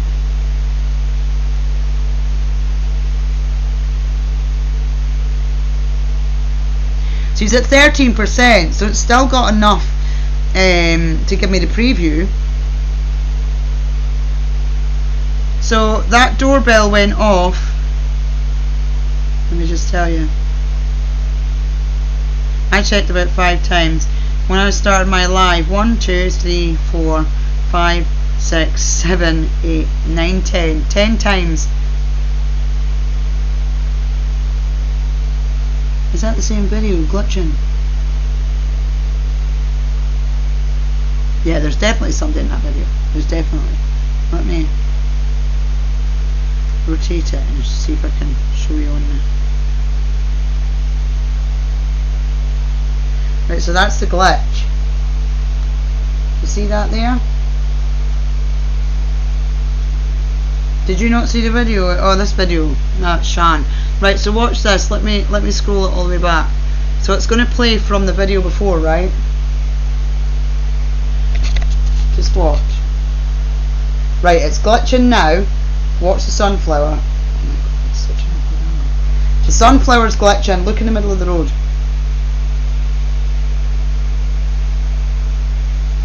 And then it will pop right out of frame.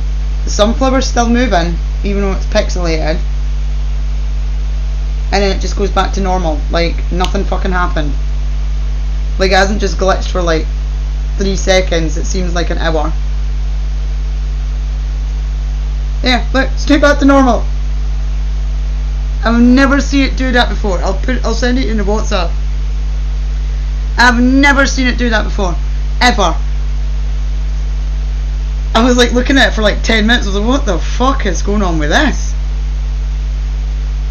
There's definitely somebody standing in the middle of that road, and there's nobody, because there's enough video before and after for you to see somebody walk. It's so strange. I've never ever seen it. I wonder how many times I've missed.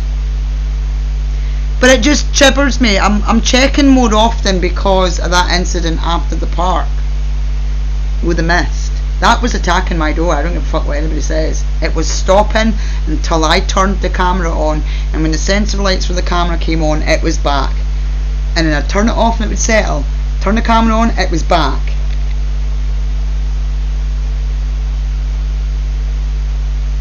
What I'll do is, once I've fed the dogs, I'm going to put it in CapCut, and I'm going to try and also clean it up on my phone. But what I'll do is, I'm not entirely sure how I would fix it. Speed it up so it smooshes. That would work because it's pixelated, isn't it? It's just moving at a different speed. I'll try speeding it up and see what happens. But it's very strange. I've never seen that before, and it just looks like there's a person standing there and then they're gone. But it's weird as well because there's bits that aren't pixelated in amongst the pixels that are still moving normally.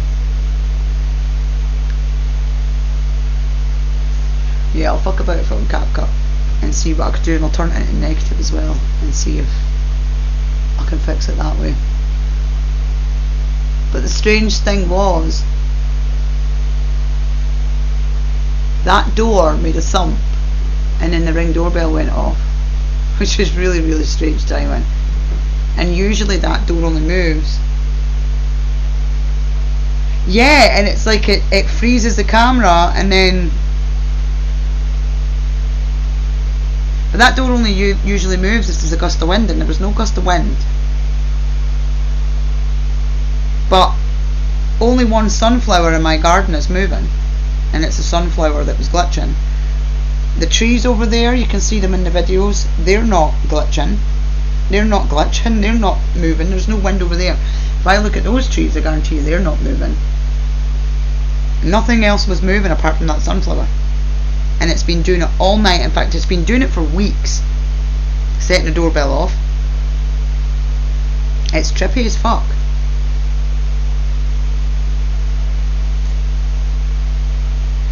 There's no wind because the blinds aren't moving. No, the nets. My nets aren't blowing. Right, I'm going to shoot off, feed the doggers, because Oscar will be thinking that obviously I've left home.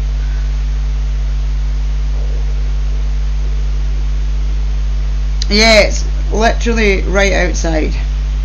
But I actually can see two figures. I can see the one in front that looks like it's dressed in white, and there's one behind that is dressed in darker clothes. That's where I can see the face, behind the initial white blur.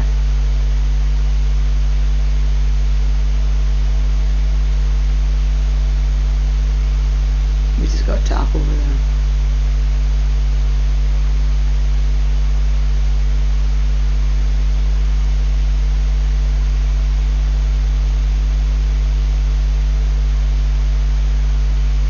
There was a tap over there.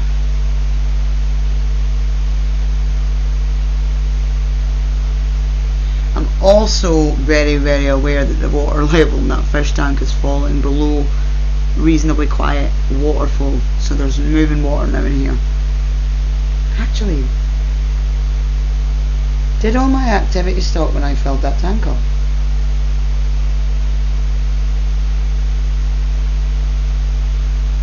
I'm supposed to be working tomorrow. I've got to go help Emma for that. Right, get the fuck out of here. I'll sort some edits of that video and see if we can make sense of what we're seeing. See you later, peoples.